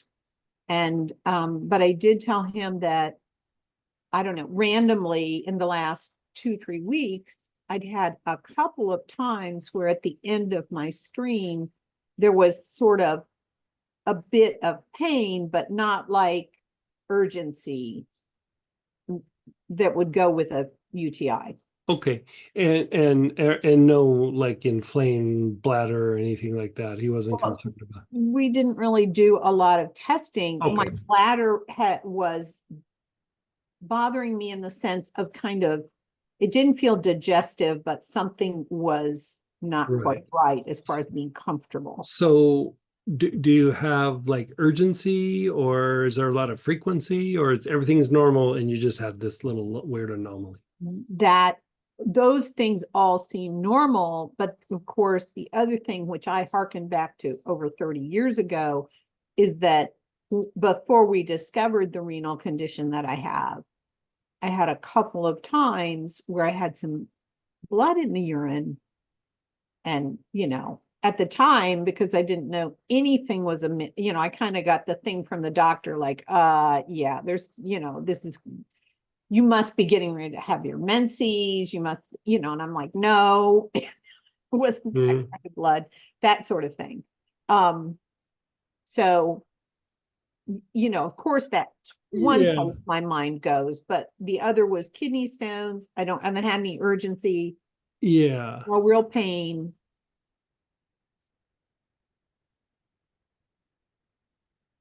So I mean, if it's a kidney stone, it might be resolved. I mean, obviously. Okay. Like you said, it doesn't really sound like UTI. It doesn't sound like cystitis. Like you would have, it would be uncomfortable. Like you would know that you had it. Yeah. And so that you're just having at the end of the stream a little bit. Well, what I would like kind of literally happened one time, and then like a week later. Yeah. One time, which I mean, just that it's happened. Okay, so it happened twice. I mean, you could probably just let it be, but if you wanted to do something, I would do the Sylvester pine on the wrist. Excuse me. And the what thing kind of being pine? Sylvester. Okay. Just like 3 or 4 drops on the wrist, rub it together. You don't even have to inhale it, just put it on the skin, done. And I find that like if there's some inflammation in the urinary tract, or there's nerves are a little bit irritated or inflamed, the Sylvester pine a lot of times will calm that down. And even if you did pass a little bit of a stone and there's a little bit of inflammation, the Sylvester pine will help reduce that without having to take something, or I kind of like that for you. And I know like a little bit of pain isn't urgency, but there's still sometimes that little like kind of nerve feeling sometimes that can be there. And I find that the Sylvester pine actually kind of calms that down. And so whatever it is, let's, obviously would watch it, but I would just nip it and just treat it like that. And it's simple, it's easy, it's not something that you have to ingest or anything. And so it's still easy on the kidneys, and I do that and call it good. But if something weird continues to happen, I mean, let's be a little bit more aggressive about it. Sure. Okay. Thanks. Let me get You're so welcome. off. And we got Just this one. okay. question. Real quick. Is celery seed taken internally for diabetes to type symptoms? It will help a little bit. Yes, it needs to be internal. It will help a little bit. It won't help massively, but it does help the blood sugar somewhat. You know, it depends from person to person. Some people it will lower it a bit. Some people it might not lower it that much. And so with blood sugar issues, you kind of have to play with the things that are going to work and not work. You know, the good thing is the person can be testing and check as they go along, and they can measure like how much it drops with it, and you can adjust the dosage with that, but it would need to be internal. Yeah. Yeah. You know, another one that kind of can do something, you know, Melissa can do something, fenugreek can do something, but even eucalyptus globulus applied to the body, like as like a body tonic or you know, like a bunch on drops on the abdomen, sometimes that will like lower it somewhat. And so it's not necessarily a replacement for insulin, but if you're like on the border, or you know, you want to have your occasional cupcake or something, you have your cupcake and then you lather on the eucalyptus globulus and you know, call it good. Yeah. So, okay, everybody, thanks for joining us tonight. We're going to jump over to the Astora session for prayer blessing. And so join us if you can. It's a little 15-minute kind of quick thing where you can get a little energy blast. And if not, hope to see you maybe on Saturday at the Astora event. That's a free event. So join us if you can.